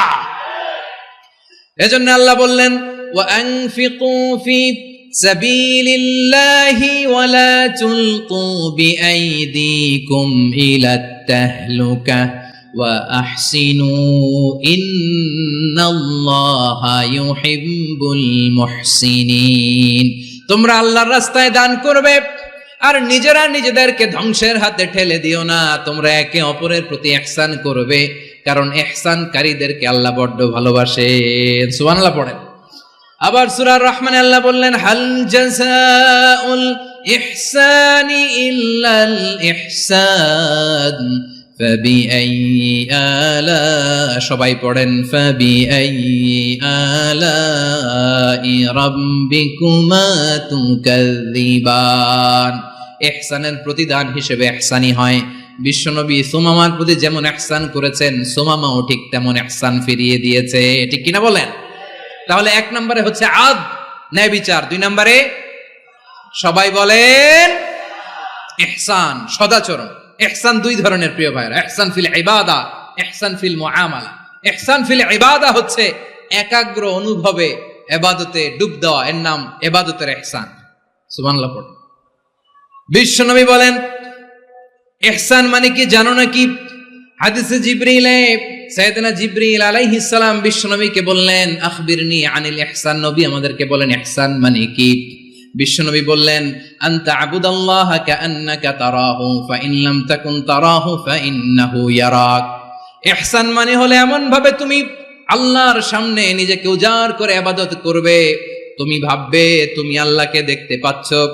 আর এটা যদি ভাবা তোমার জন্য কঠিন হয়ে যায়, অন্তত এতটুকু তুমি ভাববা যে আল্লাহ তোমাকে দেখতে পাচ্ছেন। ঠিক কিনা বলেন? ও আমার বীর চট্টলার ভাইয়েরা, কেউ যেটা দেখে না সেটা দেখে কে? এই বিশ্বাস হৃদয়ের মধ্যে আছে? নামাজে যখন দাঁড়ান এই ফিলিংসটা আনা যাবে? হ্যাঁ, এই জন্য বিষ্ণু ইসলাম বলেছে এমন ভাবে নামাজে দাঁড়াও, ইবাদত করো, মনে করো হতে পারে এটাই আমার জীবনের শেষ নামাজ। Perform the salah as if this is your last and final prayer. এমন ভাবে সালাতে দাঁড়াও, ভাবো হতে পারে এটাই তোমার জীবনের শেষ নামাজ। এমন ভাবে নামাজে দাঁড়াও, ভাবো এটাই শেষ নামাজ। তাহলে নামাজে একাগ্রতা বাড়ায় দিবে কে? ফলে ইবাদতের ইহসান আমাদের অর্জিত হবে। আর মুআমালাতে ইহসান হলো, বিশ্বনবী বলেন, ইন্নাল্লাহা তাবারাকা ওয়া তাআলা কাতাবাল ইহসানা আলা কুল্লি শাই ফাইদা কাতালতুম ফাআহসিনুল কিতলা ওয়া ইযা যাবাহতুম ফাআহসিনুয যাবহা ওয়ালিউহিদ্দা আহাদুকুম শাফরাতাহু ওয়ালিউরিহ যাবিহাতাহু। ইহসান দুই ধরনের। আওয়াজ করে বলতে হবে কয় ধরনের? সবাই বলুন আওয়াজ করে, কয় ধরনের? একটা হচ্ছে ইহসান ফিল ইবাদা, ইবাদতে ইহসান। ইবাদতে ইহসান কি? একাগ্র অনুভব দিয়ে ইবাদত করা, মন প্রাণ দিয়ে ইবাদত করা। আর মুআমালাতে ইহসান কি? সব কাজে, দৈনন্দিন কাজে, কর্মে, সামাজিক অ্যাক্টিভিটিতে কোমলতা প্রদর্শন করা, অনুগ্রহের সাথে সবকিছু করা। আল্লাহ তাআলা ইন্নাল্লাহা তাবারাকা ওয়া তাআলা কাতাবাল ইহসানা আলা কুল্লি শাই, তিনি সব কিছুর ব্যাপারে ইহসানকে আবশ্যক করেছেন। সবকিছু, মুমিনের সব কাজে ইহসানের পরশ থাকবে। ওয়া ইযা কাতালতুম ফাহসিনুল কিতলা। আচ্ছা, কুরবানির দিন আমরা পশুগুলোরে কি করি? বলেন সবাই আওয়াজ করে, জবাই। জবাই মানে তো এটার মেরেই ফেলতেছি, একটু পরে তো টুকরো টুকরো করে গোশতগুলো খাবো, এটা তো খাবো, এটা তো মেরেই ফেলবে। বিষ্ণু বলে না, জবাইয়ের মধ্যেও মুমিনের জবের ভেতরেও ইহসানের পরশ থাকা চাই। যখন জবাই করবে প্রাণীটাকে হাত পা টাইট করে বেঁধে নাও, ছুরিটাকে শার্পেন করে নাও, ধারালো করে নাও, যাতে অল্প সময়ে জবাইটা হয়ে যায়, প্রাণীটা যাতে কম কষ্ট পায়। সুবহানাল্লাহ পড়ে। দিস ইজ কল্ড ইহসান। ইহসান, আল্লাহ তাআলা যেমনি আদলের আদেশ করেছেন, ন্যায় বিচার, জাস্টিস এনশিওর করতে বলেছেন, সমাজে ইহসানের ব্যবহার, ইহসানের অনুশীলন তিনি করতে বলেছেন। এজন্য মুমিনের প্রতিটি কাজে, আমার চট্টগ্রামের ভাইরা আমার দিকে তাকান, খেয়াল করে শুনুন, মুমিন জীবনের প্রতিটি কাজে ইহসানের পরশ থাকা চাই। আমরা যেন আমাদের পরিবারের প্রতি ইহসান করি, আমরা যেন আমাদের কর্মচারীদের প্রতি ইহসান করি, আমরা যেন আমাদের কলিগদের প্রতি ইহসান করি, আমরা যেন আমাদের ভাইদের প্রতি ইহসান করি। মুমিন জীবনের প্রতি কাজে ইহসানের পরশ থাকার দরকার আছে না নাই? কথা বুঝতে পেরেছেন? তাহলে আল্লাহ তাআলার 3টা আদেশ ছিল, কয়টা গেল? ভুলে গেছে, ভুলে গেছে চট্টগ্রাম। 3টা আদেশের মধ্যে কয়টা বললাম? প্রথমে কি ছিল? আদল। 2 নম্বরে, 3 নম্বরে রব্বুল আলামিন বললেন ওয়া ইতাইদিল কুরবা, নিকটাত্মীয়দেরকে দান করো। নিকট আত্মীয়দেরকে দাও, যারা তোমাদের ব্লাড কানেকশনের আত্মীয় তাদেরকে তোমরা দাও। এখানে জেনারেলি বললেন দাও, কি দিব সেটা তিনি এখানে বলেন নাই, সেটা তিনি সূরাতুল ইসরার মধ্যে বলেছেন। আল্লাহ বলেন ওয়া আতিযাল কুরবা হাক্কাহ, নিকট আত্মীয়দেরকে তাদের অধিকার, তাদের প্রাপ্য তোমরা বুঝিয়ে দাও। দেখেন, একটা শান্তির সমাজ, একটা সমৃদ্ধ সমাজ, একটা মানবিক সমাজ গঠনের জন্য আল্লাহ তাআলা বেশি না, মাত্র 3টা অর্ডার, 3টা ভার্ডিক্ট তিনি জারি করেছেন। 1 নাম্বার সুশাসন, ন্যায় বিচার। 2 নাম্বার ইহসান। 3 নাম্বার নিকটাত্মীয়, যারা কাছের, তোমার ভেরি ক্লোজ রিলেশনশিপে আছে, তাদেরকে দাও। দাও, দিলে বাড়িয়ে দেয় কে? অনেকে দিতে চায় না, কৃপণতা করে। দিলে বাড়ায় দেয় কে? ও মিয়া, মদিনার মধ্যে সবচাইতে গরিব সাহাবী ছিল বেলাল রাদিয়াল্লাহু তাআলা আনহু। ওনার এন্টায়ার অ্যাসেট, সম্পদের পরিমাণ কতদূর জানেন? একটা লুঙ্গি। বেলাল রাদিয়াল্লাহু তাআলা আনহু, ওনার টোটাল ওয়েলথের এস্টিমেশন হচ্ছে মাত্র একটা লুঙ্গি। একটা লুঙ্গি, টোটাল ওয়েলথ এস্টিমেশন, টোটাল সম্পদের পরি বেলাল রাদিয়াল্লাহু তাআলা আনহু কি ছিল? কথা বোঝে নাই বোধহয়, কি ছিল? ওই বেলাল রাদিয়াল্লাহু তাআলা আনহুকে বিষ্ণু ইসলাম বলেছেন আনফিক ইয়া বেলাল, ও বেলাল তুমিও দাও। ওয়ালা তাখশা মিন যিল আরশি ইখলালা, আরশের অধিপতির তো কোনো ঘাটতি নাই, তুমি দিলে ওই আল্লাহ তোমারে বাড়ায় দিবে। এজন্য আমার প্রিয় ভাইয়েরা, দিলে কমে না, দিলে বাড়ে।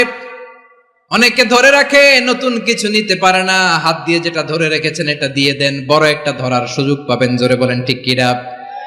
ধরেন 5 কেজি ওজনের একটা ধরে রাখছেন, এখন 10, এটা না ছাড়লে 10 কেজি ধরতে পারবেন আপনি? আচ্ছা, 10 কেজির জিনিস একটা আছে হাতে, ওইটা যদি ছেড়ে দেন তাহলে না 15 কেজি ধরতে পারবেন। কথা বলেন ঠিক কিনা? তাহলে দিলে বাড়িয়ে দেয় কে? রব্বুল আলামিন বললেন 3 নাম্বার আদেশ হলো তোমাদের প্রতি সমাজটারে কেমন করে মানবিক সমাজ, সুন্দর সমাজ গড়বা। 3 নাম্বার আদেশ হলো ওয়া আতিদাল কুরবা হাক্কা, নিকটাত্মীয়দেরকে তাদের প্রাপ্য বুঝিয়ে দাও। এই নিকটাত্মীয়দেরকে তাদের অধিকার বুঝিয়ে দেওয়া, প্রাপ্য বুঝিয়ে দেওয়াতে আমাদের গাফলতি আছে না নাই? চট্টগ্রামে নাই? মাশাআল্লাহ আছে, আছে। অনেকে দেখবেন অনেক আল্লাহওয়ালা, তাহাজ্জুদ গুজার, সেজদা দিতে দিতে কপালে কালো দাগ ফেলে দিছে, সে তার বোনের হকটা আদায় করে নাই। আছে না নাই? হ্যাঁ, এখানেও আছে। সর্বনাশ। অনেক বড় হাজী সাহেব, বিশাল লম্বা দাড়ি, ছেলেরে সব দিয়ে দিছে, মেয়েরে কিছু দেয় নাই, মেয়ের হক আদায় করে নাই। আছে না নাই? এই হাজী সাহেবেরা, এই আল্লাহওয়ালারা কিয়ামতের ময়দানে আটকে যাবে। আপনি অন্যের অধিকার নষ্ট করেছেন, তাদের রাইটস কে ভায়োলেট করেছেন। এজন্য আল্লাহ তাআলা বলেন, কারো অধিকার যদি কেউ নষ্ট করে, ওই সমাজটা মানবিক সমাজ কঠিনকালেও হতে পারে না। এজন্য 3 নম্বর আল্লাহ বললেন ওয়া ইতাইদিল কুরবা, নিকটাত্মীয়দেরকে দাও। কি দিবা? তাদের অধিকার দিয়ে দাও।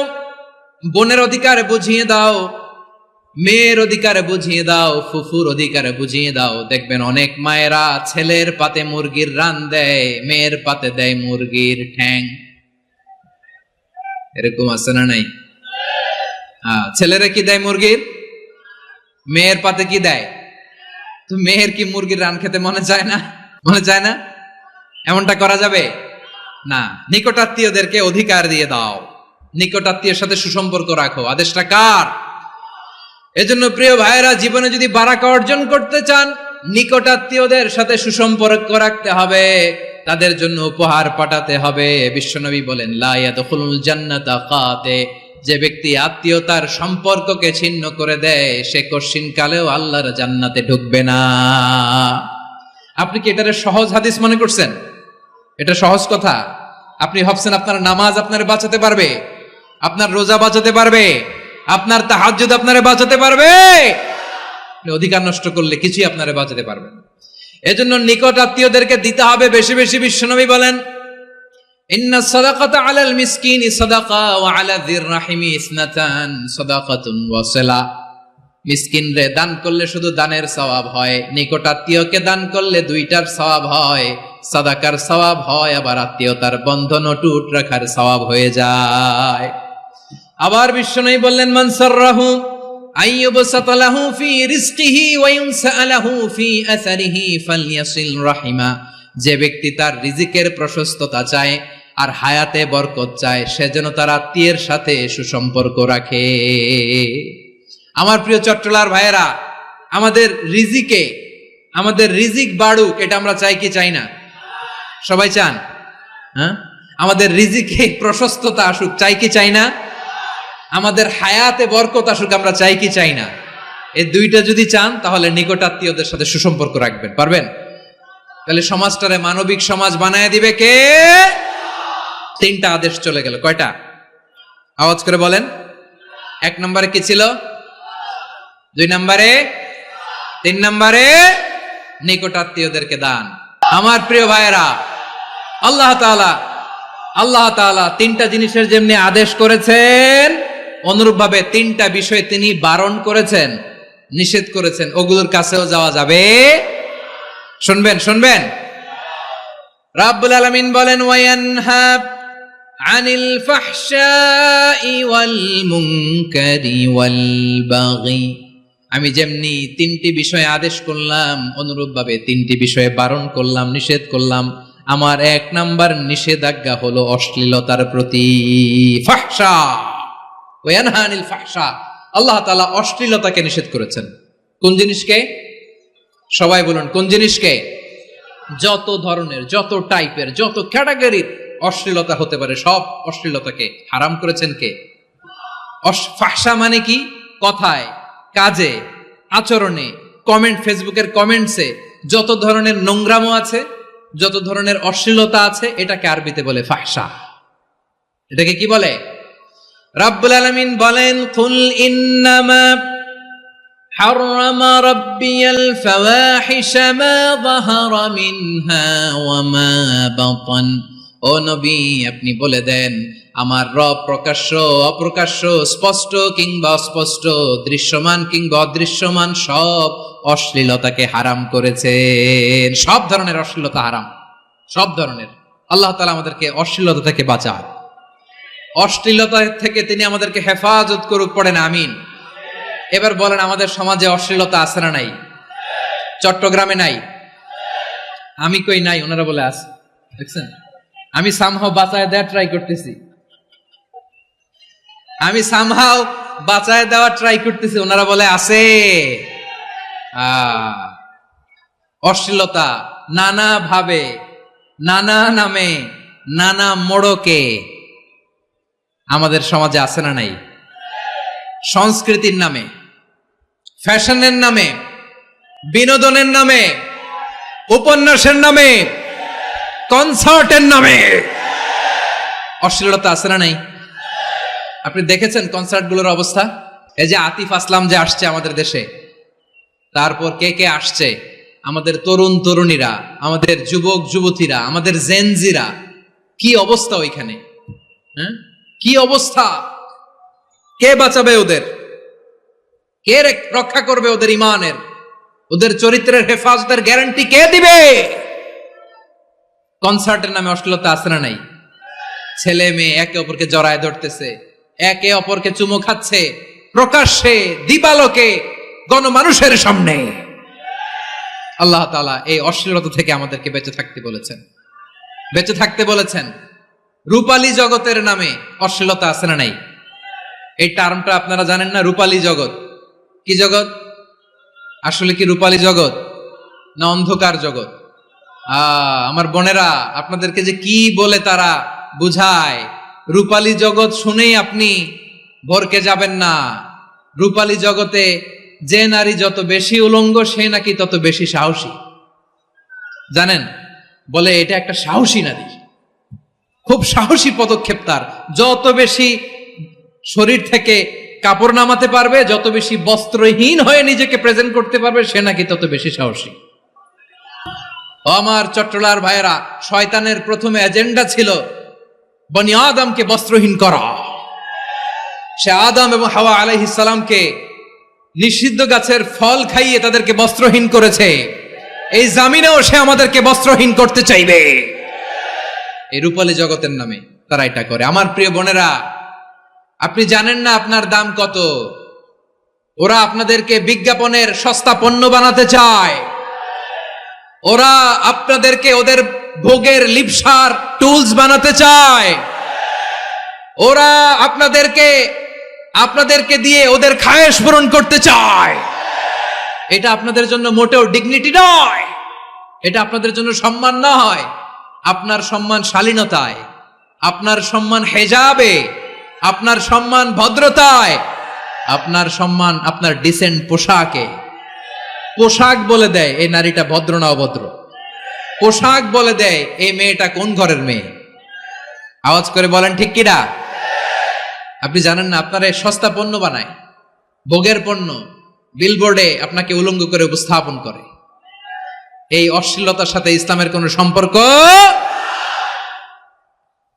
এজন্য আল্লাহ বলেন, আমি অশ্লীলতাকে হারাম করেছি। অশ্লীলতাকে হারাম করার প্রথম কারণ হলো এর মাধ্যমে মানবতাকে অপমানিত করা হয়। কারণ মানুষের সম্মান মানুষের পোশাকে। মানুষ যখন পোশাকহীন হয়ে যায়, বস্ত্রহীন হয়ে যায়, তার সম্মান কমে যায়, ঠিক কিনা?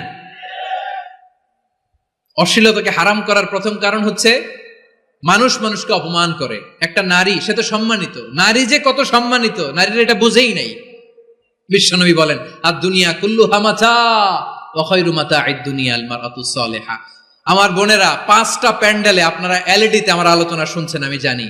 আপনাদের এই গর্ভ যে কত দামি আপনি জানেন না। আপনার পেট থেকেই আসবে আগামী দিনের সালাহুদ্দিন আল আইয়ুবী। আপনার পেট থেকেই আসবে অনাগত দিনের ইমাম মাহদী আল মুনতাজার। আপনার পেট থেকেই আসবে অনাগত দিনের ফয়সাল, ওয়াসিম, মুগ্ধ, আবু সাইদের মতো বীর যোদ্ধা।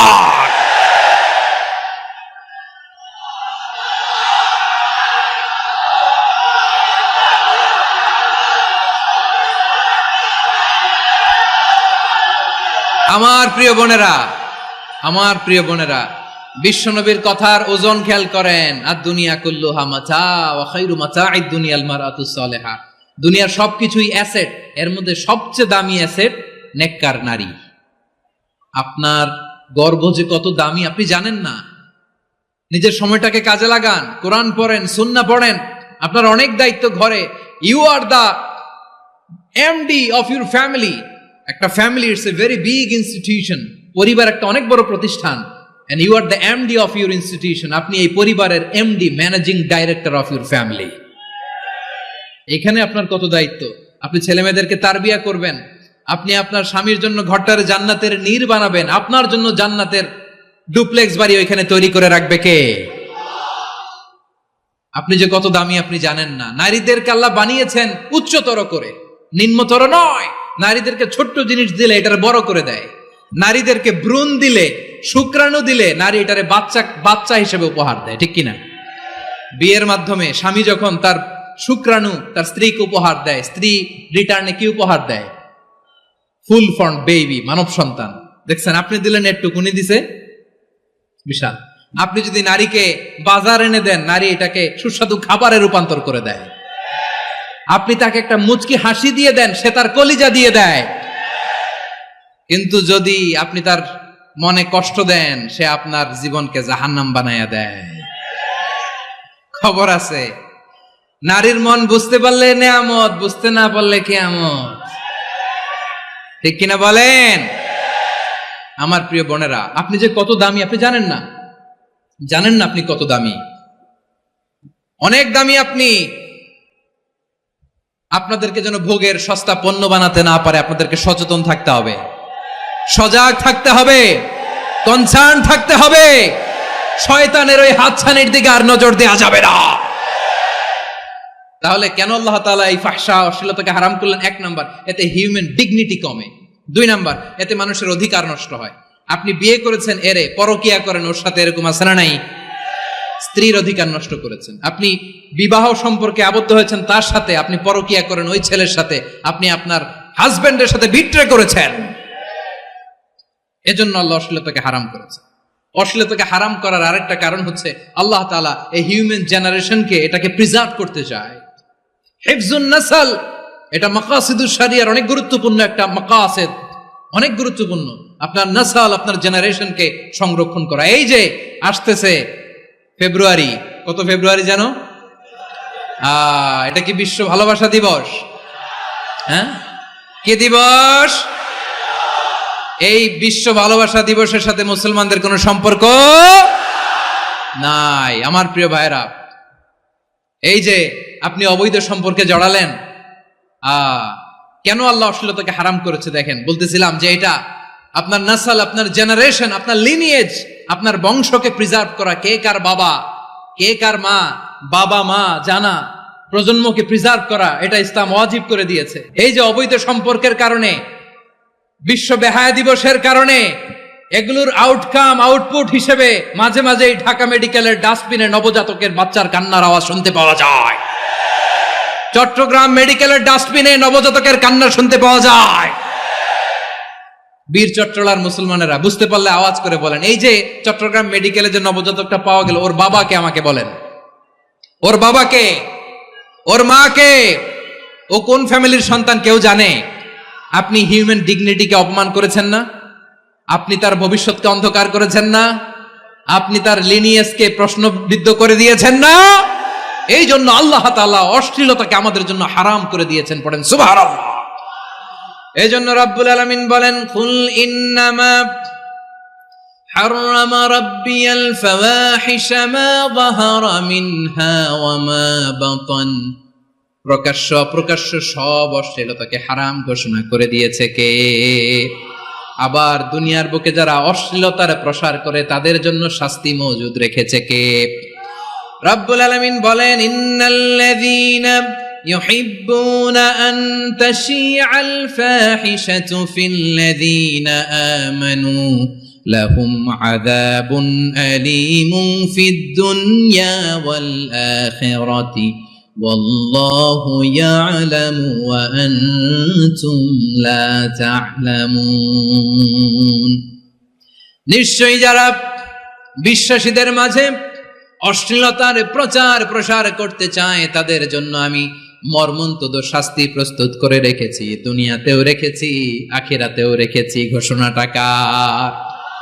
যারাই নাটকের নামে, সিনেমার নামে, রূপালী জগতের নামে, মুভির নামে, ওটিটি প্ল্যাটফর্মের নামে আমার সমাজে অশ্লীলতা ছড়াতে চায় তাদের জন্য কঠিন মর্মন্তুদ শাস্তি মজুদ রেখে দিয়েছে কে?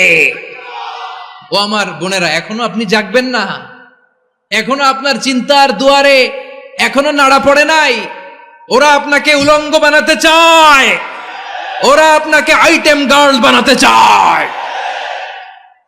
এজন্য ইসলাম অশ্লীলতাকে হারাম করেছে। হারাম। ইসলাম বলেছে যোজন যোজন দূরে থাকো, ওরা বলে না কাছে আসো, কাছে আসার গল্প, ক্লোজ আপ ওয়ান, কাছে আসার গল্প আছে না নাই? চট্টগ্রামে তো এগুলো নাই মাশাআল্লাহ। হ্যাঁ, এখানেও আছে ক্লোজ আপ ওয়ান, কাছে আসার গল্প। আল্লাহ বলেন ওয়ালা তাকরাবুজ জিনা, কাছেও এসো না, জিনা থেকে যোজন যোজন কিলো দূরে থাকো, ওরা বলে কাছে আসার গল্প। আমার বীর চট্টলার ভাইয়েরা, কাছে আসতে হলে আমরা কোরআনের কাছে আসব, কাছে আসতে হলে নবীর কাছে আসব, কাছে আসার গল্প হবে আমার রবের কাছে আসার গল্প। চিল্লায় বলো ঠিক কিনা? আওয়াজ করে বলুন, অশ্লীলতার সাথে আমাদের কোনো সম্পর্ক আমরা এই সমস্ত ক্লোজ আপ ওয়ান, কাছে আসার গল্পের প্রোগ্রামে যাব। আমরা কোন ধরনের অশ্লীল কন্টেন্ট সোশ্যাল মিডিয়ায়, টিভিতে দেখব। কি যুগ যে আমরা কাটাচ্ছি আপনি কল্পনা করতে পারবেন না। নারী পুরুষের বস্ত্রহীন যুগল দৃশ্য, এটাকে দিয়ে ওরা কোটি ডলারের ইন্ডাস্ট্রি বানিয়েছে। পুরো মানব ইতিহাসে এরকম জঘন্য সময় মানব ইতিহাস পার করে নাই। শরীফ থেকে শরীফা শুনছেন আপনারা? দেখতে পুরুষ, আসলেই পুরুষ, সুস্থ একজন পুরুষ, 4 সন্তানের বাবা, বলে আমি মনে মনে নারী। দেখতে নারী, সুস্থ নারী, আসলেই সে দিব্যি একজন নারী, বলে আমি মনে মনে পুরুষ। সুস্থ পুরুষ তার বায়োলজিক্যাল গ্রোথকে হরমোন দিয়ে স্টপ করে দিয়ে সে সার্জারি করে নারী হতে চায়। সুস্থ নারী পুরুষ হতে চায়। পুরুষ পুরুষের প্রতি সেক্সুয়ালি আকর্ষণ বোধ করে। এটা লূত আলাইহিস সালামের কওমের মধ্যে ছিল। এটাকেও আল্লাহ কোরআনে ফাহিশা বলেছেন। ওয়ালুতান ইয قال لقومه أتأتون الفاحشة ما سبقكم بها من أحد من العالمين। লূত আলাইহিস সালাম বললেন, তোমরা কি এমন এক অশ্লীল কার্যক্রমে ডুব দিলে নাকি যেটা গোটা বিশ্বের কেউ কখনো করে নাই, তোমরাই প্রথম করেছো। পড়েন নাউযুবিল্লাহ। এই পশ্চিমের এই রোগ আমার দেশে যেন আসতে না পারে, আমাদের সজাগ থাকতে হবে। প্রিয় ভাইরা চিল্লায় বলেন ঠিক কি না? পশ্চিমের অবস্থা ভয়ঙ্কর। পাশ্চাত্যে, আমি যুক্তরাষ্ট্রে ছিলাম অনেকদিন, কয়েক মাস, বিভিন্ন স্টেটে ঘুরেছি। গার্ডিয়ানরা উদ্বিগ্ন। ছেলে মেয়েদেরকে, ছোট্ট ছেলে মেয়ে, ওদেরকে জিজ্ঞেস করে, তুমি how do you feel right now inside yourself? তুমি ভিতরে ভিতরে কেমন ফিল করো? তোমার কি ছেলে ছেলে লাগে না মেয়ে মেয়ে লাগে? আচ্ছা বলেন, এই ছোট্ট বাচ্চাটা ওকে এগুলো জেন্ডার অ্যাসাইনমেন্ট বলতে এগুলো কিছু বুঝে? এইভাবে মিসগাইড করা হচ্ছে। কৌতূহল বশত ছোট্ট ছেলে যদি বলে আমার তো মেয়ে মেয়ে লাগে, তখন বলে যে না তুমি মেয়ে, ছেলে না। মা বাবা বাধা দিলে ওকে আলাদা গভর্নমেন্ট হাউসে নিয়ে যায়। ভয়ঙ্করতম অবস্থা। আমরা একটা সময়ে শুনতাম যে হুজুর আমার ছেলেটা খুব ভালো, হাফেজে কোরআন, আল্লাহওয়ালা। হুজুর আমার ছেলে দাড়ি রাখছে, আল্লাহওয়ালা। হুজুর আমার ছেলে 5 ওয়াক্ত সালাত জামাতের সাথে পড়ে, তার মানে আল্লাহওয়ালা। পশ্চিমে যে আমি কি শুনছি জানেন? ওরা বলে হুজুর আমার ছেলেটা ইউনিভার্সিটির একটা মেয়ের সাথে প্রেম করে, ও খুব আল্লাহওয়ালা, হুজুর দোয়া করবেন। এর কারণ ওদের কাছে আল্লাহওয়ালার ক্রাইটেরিয়া হচ্ছে হুজুর আমার ছেলেটা আরেক ছেলের পছন্দ করে নাই, আমার মেয়েটা আরেক মেয়েকে ভালোবাসে নাই, এজন্য আমার ছেলেটা আল্লাহওয়ালা, হুজুর ওর জন্য একটু দোয়া করে দিয়েন। কি চ্যালেঞ্জ ওরা ফেস করতেছে। ওনার ছেলে যে আরেক ছেলেরে বিয়ে করবে না, এটাতেই উনি খুশি যে আলহামদুলিল্লাহ আমার ছেলেটা একটা মেয়েরে ভালোবাসে, আমার মেয়েটা একটা ছেলেরে ভালোবাসে, মানে এটা খুব আল্লাহওয়ালা। নাউজুবিল্লাহ পড়তে পারলেন না? এজন্য অশ্লীলতার সাথে আমাদের কোনো সম্পর্ক। রব্বুল আলামিন বলেন ওয়ায়ানহা আনিল ফাহশাই ওয়াল মুনকারি ওয়াল বাগি। 3টা জিনিসকে আমি নিষিদ্ধ করলাম। 1 নাম্বার হলো ফাহশা, অশ্লীলতা। 2 নম্বরে হলো মুনকার, সমস্ত মন্দ কাজ। আপনাদের মনোযোগ আছে না? শেষ করে দিব? আর 2-1 মিনিট শুনবেন? আচ্ছা বলি তাহলে, আর 2-1 মিনিট। তাহলে নিষেধাজ্ঞা জারি করেছেন 3টা জিনিসের উপর। 1 নাম্বার কি? ফাহশা, অশ্লীলতা। 2 নাম্বার মুনকার। মুনকার মানে হচ্ছে যত মন্দ কাজ, খারাপ কাজ, বাজে কাজ, এটার বলে মুনকার। এটার কি বলে? আপনারা পড়ছেন না তা'মুরুনা বিল মা'রুফি ওয়া তানহাউনা আনিল মুনকার। ভালো কাজের আদেশ, সৎ কাজের আদেশ, অসৎ কাজের নিষেধ। মুনকার, মুনকার হচ্ছে মানুষের স্বাভাবিক বিবেকবোধ যেটাকে খারাপ বলে, ওইটাই মুনকার। পৃথিবীর সব আসমানি গ্রন্থ যেটাকে খারাপ বলেছে, মানুষের স্বাভাবিক বিবেকবোধ যেটাকে খারাপ বলেছে, এগুলো সব মুনকার। যেমন ইফটিজিং, এটা কি ভালো না খারাপ? মজুদদারি, খাদ্যে ভেজাল দেওয়া, ওজনে কম দেওয়া, মাছে ফরমালিন মিশানো, চাঁদাবাজি, টেন্ডারবাজি, দখলবাজি, এগুলো আমাদের স্বাভাবিক বিবেকেই বলে এগুলো খারাপ, এগুলো হচ্ছে মুনকার। আল্লাহ তাআলা এই মুনকার থেকে আমাদেরকে বেঁচে থাকতে বলেন, আর শয়তান এই মুনকারের প্রতি আমাদেরকে উদ্বুদ্ধ করে। আল্লাহ তাআলা বললেন ইয়া আইয়ুহাল্লাযীনা আমানু লা তাত্তাবিউ খুতুওয়াতিশ শাইতান ومن يتبع خطوات الشيطان فإنه يأمر بالفحشاء والمنكر। আল্লাহ বললেন, আমার গোলামেরা শোনো শোনো, ও আমার বিশ্বাসী বান্দারা খবরদার, তোমরা কশিনকালেও শয়তানের পদাঙ্ক অনুসরণ করবে না, কারণ শয়তান তোমাদেরকে অশ্লীলতা এবং মন্দ কাজের দিকে উদ্বুদ্ধ করে। আমাদের কাজ হচ্ছে শয়তান আমাদেরকে যেদিকে নিতে চায় আমরা তার উল্টা দিকে যাব, ঠিক কিনা বলে?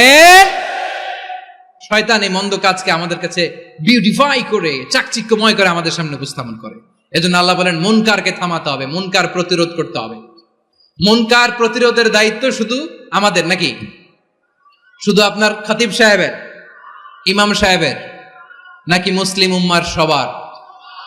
আওয়াজ করে বলুন, মুনকার অসৎ কাজ প্রতিরোধের দায়িত্ব কার?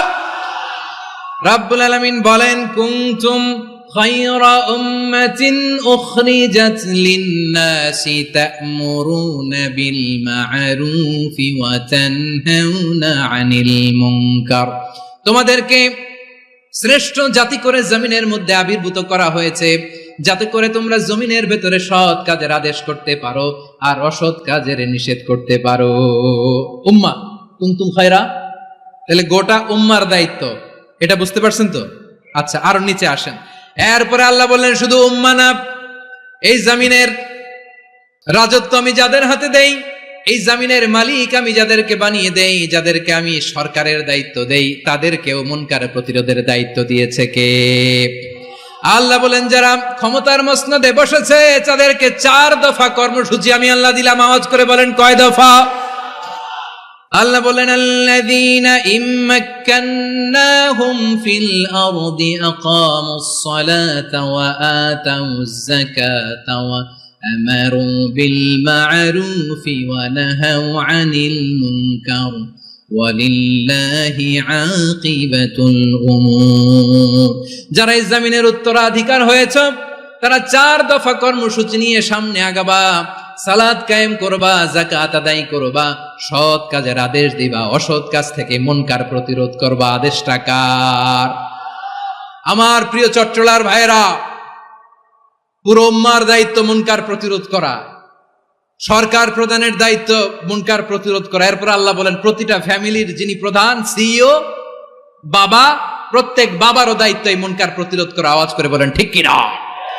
যেমনটি সাইয়েদনা লুকমান আলাইহিস সালাম ওনার কলিজার টুকরা সন্তানকে আদেশ করেছেন, ইয়া বুনাইয়া আকিমিস সালাতা ওয়া'মুর বিল মা'রুফি ওয়ানহা আনিল মুনকার। পড়েন সুবহানাল্লাহ। বাবা ছেলেকে সবক দিচ্ছে। কে সবক দিচ্ছে? কাকে? লুকমান আলাইহিস সালাম ছেলেকে বলতেছে, ওরে আমার কলিজার টুকরা সন্তান, ওরে আমার বাছা, নামাজ কায়েম করবা, সৎ কাজের আদেশ দিবা, আর মুনকার প্রতিরোধ করবা, অসৎ কাজ, সমাজ থেকে খারাপ কাজকে ঝেঁটে বিদায় করে দিবা। তাহলে দেখেন, আমি স্টেপ বাই স্টেপ নামলাম।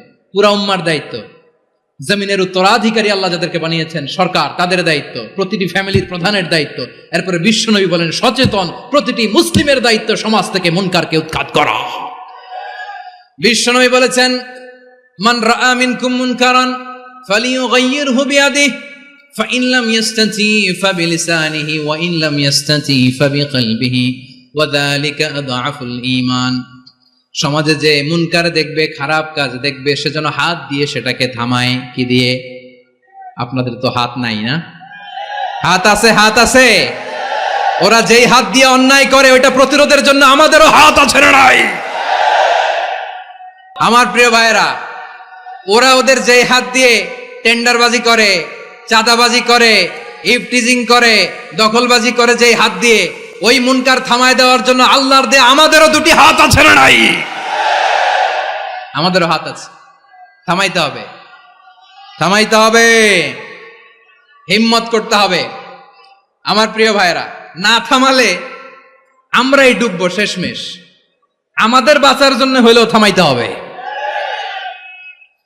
রব্বুল আলামিন বলেন, ওয়াত্তাকু ফিতনাতাল লা তুসিবান্নাল্লাযীনা যালামু মিনকুম খাসসা ও আমার গোলামেরা, ওই আযাবকে ভয় করো যে আযাব যখন আমি জমিনের বুকে পাঠাই শুধু জালেমদেরকেই মারি না, আলেমদেরকেও মারি। আযাব যখন আসে তখন শুধু জালিমই মরে না, আলেমও মরে। জানেন, মুসা আলাইহিস সালামের পায়ে একবার একটা লাল পোকা কামড় দিয়েছে, লাল পিঁপড়া। লাল পিঁপড়া কামড় দিলে খুব আরাম লাগে না? কি লাগে? হ্যাঁ, জলে না? লাল একটা পিঁপড়া কামড় দিছে, তো উনি রেগে মেগে পাশি দেখে লাল পিঁপড়ার বাসা, পা দিয়ে ডলে মুছে সবগুলো পিঁপড়া মেরে ফেলছে। এই ঘটনাটা আল্লাহ ঘটিয়েছেন এজন্য মুসা আলাইহিস সালাম ছিলেন কালিমুল্লাহ, সরাসরি আল্লাহর সাথে কথা বলতেন। তিনি আল্লাহকে জিজ্ঞেস করেছিলেন, আল্লাহ তুমি যখন কোন জনপদে আযাব পাঠাও, শাস্তি দাও, ওখানকার শুধু জালেমরাই তো মরে না, ভালো মানুষগুলাও মরে, তো আযাব দিবা মুশরিকদের উপর দিবা, অবাধ্যদের উপর দিবা, ভালো মানুষগুলারে মারো কেন? আল্লাহ বললেন, মুসা তোমার যে কামড় দিছিল পায়ের মধ্যে পিঁপড়া, কয়টা পিঁপড়া? জোরে বলেন। একটা পিঁপড়া, তো সবগুলারে মারলা কেন? রেগে মেগে পুরো পিঁপড়ার বাসা ভেঙে মেসাকার করলা কেন? এই মুসা, আমি যখন অ্যাকশনে যাই, আমি যখন শাস্তি দেই, তখন এত বাস বিচার করা হয় না, বাস বিচার করা যায় না। যখন অ্যাকশনে যাওয়া হয় ওইটা ডাইরেক্ট অ্যাকশন হয়ে যায়। চিল্লায় বলো ঠিক কি না? এজন্য আমাদের বাঁচার জন্য হলেও এই পাপ থামাতে হবে, এই শয়তানের অট্টহাসি থামাতে হবে, অন্যায় অপরাধ সমাজ থেকে আমাদের থামাতে হবে। কারণ আযাব আসলে ওরাও মরবে, আমরাও মরব। একটা জাহাজ 2 তলা, আপনি আছেন 2য় তলায়, শুনতেছেন? শুনতেছেন? জাহাজ কয় তলা? আপনি কোন তলায়? 2য় তলায়। নিচের তলার কিছু লোক জাহাজের তলা ছিদ্র করতে আরম্ভ করছে। কি ছিদ্র করতেছে? আচ্ছা, জাহাজের তলা ছিদ্র করলে তলা দিয়ে কি ঢুকে? এখন আপনি যদি বলেন আমার কি, আমি তো 2 তলায়, আমার কি, আমি তো সেফ, আমি ইন দ্য সেফ জোন, আমি তো ভালো আছি, আমি তো ভালো আছি, ওরা ছিদ্র করে ওরা মরবে। আসলে কি শুধু ওরা মরবে, নাকি তলা ফুটো হলে ভিতরে পানি ঢুকলে আপনারও সলিল সমাধি হবে? তলা দিয়ে যখন পানি ঢুকবে, জাহাজ ঢুকলে আপনিও মরবেন। এজন্য নিজে মরার আগে ওই পাগলগুলোর নিচতলায় যে থামাতে হবে। চিল্লায় বলেন ঠিক কি না? এজন্য আল্লাহ বললেন, মুনকার প্রতিরোধের দায়িত্ব সমাজের টপ টু বটম সবার। পুরো আম্মার দায়িত্ব, সরকার প্রধানের দায়িত্ব, প্রতিটি ফ্যামিলির প্রধান বাবার দায়িত্ব, বিশ্বনবী বললেন প্রতিটি সচেতন মুসলিমের দায়িত্ব। এজন্য মুনকার প্রতিরোধ করার দরকার আছে না নাই? সমাজে এই যে ইফটিজিং হয়, আপনার বোনের বয়সী একটা মেয়েকে কিছু বখাটে টিটকারি করে, এই বলে সেই বলে, নোংরা কথা বলে, রাস্তায় দেখেও আপনি পাশ দিয়ে না দেখার মতো চলে যান কেন? আপনি দাঁড়ান না কেন? আপনি দাঁড়ালেই তো থেমে যাবে, কারণ সত্যের যে শক্তি তার সামনে মিথ্যা মুখ থুবড়ে পড়ে। আপনার সামনে ও কিছুই না, নাথিং।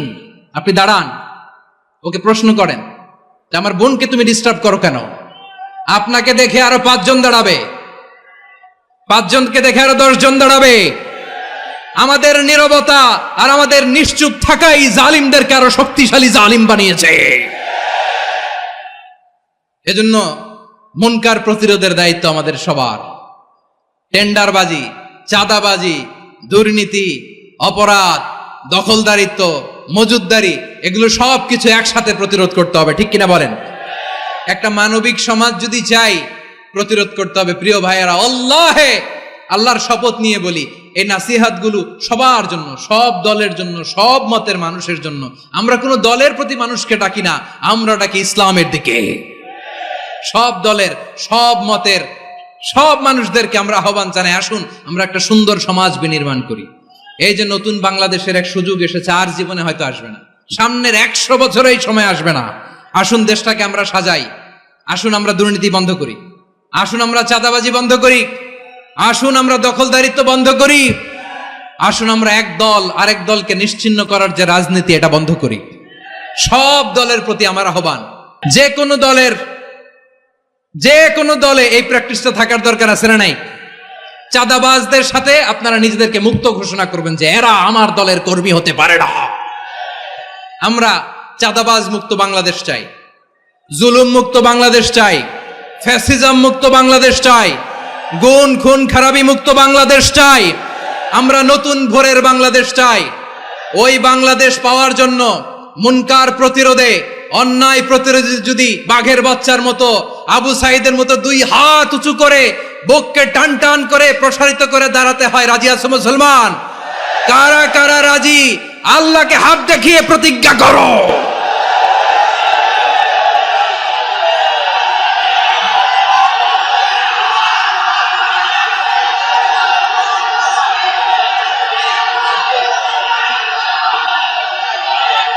আমার প্রিয় ভাইয়েরা বসুন, বসুন আমার ভাইয়েরা। রাব্বুল আলামিন বলেন, ওয়ায়ানহা আনিল ফাহশাই ওয়াল মুনকারি ওয়াল বাগি ইয়াইদুকুম লাআল্লাকুম তাযাক্কারুন। আল্লাহ বললেন, আমি অশ্লীলতাকে নিষেধ করি, আমি সব ধরনের মন্দ কাজকে নিষিদ্ধ করি, সব শেষে আমি সীমা লঙ্ঘনকে তোমাদের জন্য নিষিদ্ধ করি। আলোচনা মনে আছে তো, না ভুলে গেছেন? নিষিদ্ধ করেছেন কয়টা জিনিস? 1 নম্বরে অশ্লীলতা, 2 নম্বরে মুনকার তথা সব মন্দ কাজ, 3 নম্বরে আল বাগি সীমা লঙ্ঘন, ক্রসিং দ্য লিমিট। সীমা লঙ্ঘন করা ভালো না। We all should know our limits. চিল্লায় বলেন ঠিক কিনা? একই আয়াতে আল্লাহ বললেন, কুল ইন্নামা حرم ربي الفواحش ما ظهر منها وما بطن والإثم والبغي بغير الحق। অন্যায় ভাবে যে অবাধ্য হয়, যে সীমা লঙ্ঘন করে, তাদেরকেও আমি এটা হারাম করে দিলাম। সীমা লঙ্ঘন করা হারাম, সীমা লঙ্ঘন করা হারাম। আল্লাহ বারবার বারবার আমাদেরকে ওয়ার্নিং দেয়। যখন আমরা থামি না তখন আল্লাহ ধরে, আর যখন ধরে তখন ছাড়ে না। ধরে ধরে ধরে না, ধরলে আল্লাহ। ফেরাউনকে কিন্তু হুট করে ধরে নাই, আপনারা জানেন 9 বার ওয়ার্নিং দিয়েছে। ফেরাউনকে আল্লাহ তাআলা ওয়ার্নিং দিয়েছিল কয়বার? বীর চট্টলার বীর সেনানীরা আওয়াজ করে বলেন, ফেরাউনকে ধরার আগে ওয়ার্নিং দেয়া হয়েছিল কয়টা? রাব্বুল আলামিন বলেন, ওয়ালাকাদ আতাইনা মূসা 9 আয়াতিন বাইয়িনাত।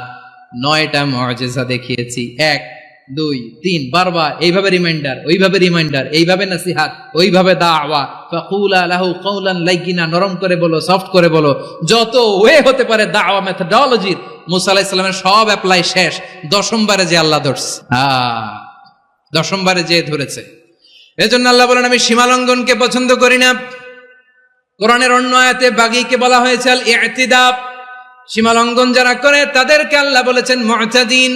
وقاتلوا في سبيل الله الذين يقاتلونكم ولا تعتدوا إن الله لا يحب المعتدين। আমি সীমা লঙ্ঘনকারীদেরকে কোশ্চিন কালেও পছন্দ করি না। আমরা যেন সীমা লঙ্ঘন না করি, রাজি আছেন তো? যে কোনো ক্ষেত্রে ইবাদতে যেন সীমা লঙ্ঘন না করি। অনেকে আমরা ইবাদতে সীমা লঙ্ঘন করে ফেলি। বিশ্বনবী সাল্লাল্লাহু আলাইহি ওয়াসাল্লাম যেটা শিখিয়েছেন এর বাইরে যে অতিরিক্ত বুজুর্গ হতে চায়, এরকম আছে না নাই? করা যাবে না, কোনো ক্ষেত্রেই সীমা লঙ্ঘন করা যাবে, এমনকি যুদ্ধ ক্ষেত্রেও না। বিশ্বনবী সাল্লাল্লাহু আলাইহি ওয়াসাল্লাম বলেন, খবরদার যুদ্ধ ক্ষেত্রেও সীমা লঙ্ঘন করো না। কি সুন্দর ইসলাম আমরা পেয়েছি। বিশ্বনবী বলেন, খবরদার যুদ্ধের ময়দানে কোনো নারীর গায়ে হাত তোলো না, কোনো শিশুর গায়ে হাত তোলো না, কোনো গবাদি পশু হত্যা করো না, কোনো শস্য ক্ষেত্র ধ্বংস করো না, ইবাদতরত অন্য ধর্মের কোনো সন্ন্যাসীর গায়ে হাত তুলো না। বলেন সুবহানাল্লাহ। তাহলে আমরা সীমা লঙ্ঘন করতে পারবো? প্রিয় ভাইরা, একটা সুখী, সমৃদ্ধ, শান্তির সমাজ, মানবিক সমাজ যদি আমরা গঠন করতে চাই, আমাদের আল্লাহর দেয়া কয়টা আদেশ মানতে হবে বলেন দেখি? সবাই বলেন কয়টা? আর বেঁচে থাকতে হবে কয়টা জিনিস থেকে? আওয়াজ করে বলেন কয়টা? আচ্ছা, আদেশ নাম্বার 1 কি ছিল বলেন? আল্লাহর আদেশ কি? 1 নাম্বার আদাল, ন্যায়পরায়ণতা। আমরা সুবিচার, সুশাসন, ন্যায় বিচার চাই কি চাই না? 2 নম্বরে কি ছিল? মাশাআল্লাহ, আওয়াজ করে বলেন 2 নম্বরে কি ছিল? ইহসান। আমরা যেন সবার প্রতি দয়া পরবশ হই, ইহসান করি। 3 নম্বরে কি ছিল? নিকটাত্মীয়দের দান করা, তাদের অধিকার প্রাপ্য বুঝিয়ে দেওয়া। পাশাপাশি 3টা জিনিস থেকে আল্লাহ বারণ করেছেন, নিষেধ করেছেন। তার প্রথমটা ফাহশা, অশ্লীলতা। অশ্লীলতার সাথে আমাদের কোনো সম্পর্ক। আজকের এই ঐতিহাসিক চট্টগ্রামের প্যারেড ময়দান থেকে আমরা যত ধরনের মা বাহারা মিনহা মা বাতান প্রকাশ্য অপ্রকাশ্য, দৃশ্যমান অদৃশ্যমান সব অশ্লীলতা থেকে নিজেদেরকে মুক্ত ঘোষণা করলাম। অশ্লীলতাকে আমরা না বলে দিলাম। আওয়াজ করে সবাই বলুন নো। অশ্লীলতার সাথে আমাদের কোনো সম্পর্ক। 2 নম্বর নিষেধাজ্ঞা কি ছিল? আল মুনকার, সমাজের যত মন্দ কাজ এগুলোকে আমরা প্রতিরোধ করব। রাজি আছেন তো সবাই? 3 নম্বরে আল বাগি, সীমালঙ্ঘন। কোন মুসলিম সীমালঙ্ঘন করে না, এমনকি যুদ্ধক্ষেত্রেও না। আওয়াজ করে বলেন ঠিক কিনা? রাব্বুল আলামিন শেষে বললেন ইয়াইদুকুম লাআল্লাকুম তাযাক্কারুন, আল্লাহ তোমাদেরকে উপদেশ দেন যাতে তোমরা শিক্ষা গ্রহণ করো। আমরা উপদেশ দেব, আমরা জোর করে কাউরে কিছু মানাতে চাই না। লা ইকরাহা ফিদ্দিন ওয়া যাক্কির ফাইন্না যিকরা তানফাউল মুমিনিন। উপদেশ দিলে এটা মুমিনদের কাজে দেয়। লাস্তা আলাইহিম বিমুসাইতির ইন্নামা আনতা মুযাক্কির। নবী হে, আপনি রিমাইন্ডার দাতা, আপনি উপদেশ দিবেন। আমরাও বিশ্বনবীর এই হাদিসগুলো থেকে, কোরআনের আয়াত থেকে রিমাইন্ডার, এই কথামালা বাণী বাহক হিসেবে এই বাণীগুলো আপনাদের সাথে কাছে পৌঁছে দিলাম। আমরা আল্লাহ তাআলার কাছে প্রার্থনা করি, আল্লাহ আমরা যেন আদল দিয়ে আমাদের সমাজকে গঠন করতে পারি। আল্লাহ আমরা যেন ইহসান করতে পারি, আমরা যেন নিকটাত্মীয়দের দান করতে পারি। আল্লাহ যত ধরনের অশ্লীলতা, অনাচার, মন্দ কাজ, সীমালঙ্ঘন, অবাধ্যতা থেকে যেন আমরা বেঁচে থাকতে পারি। আল্লাহ তাআলা আমাদের সবাইকে কথাগুলো বোঝার ও আমল করার তৌফিক দান করুক।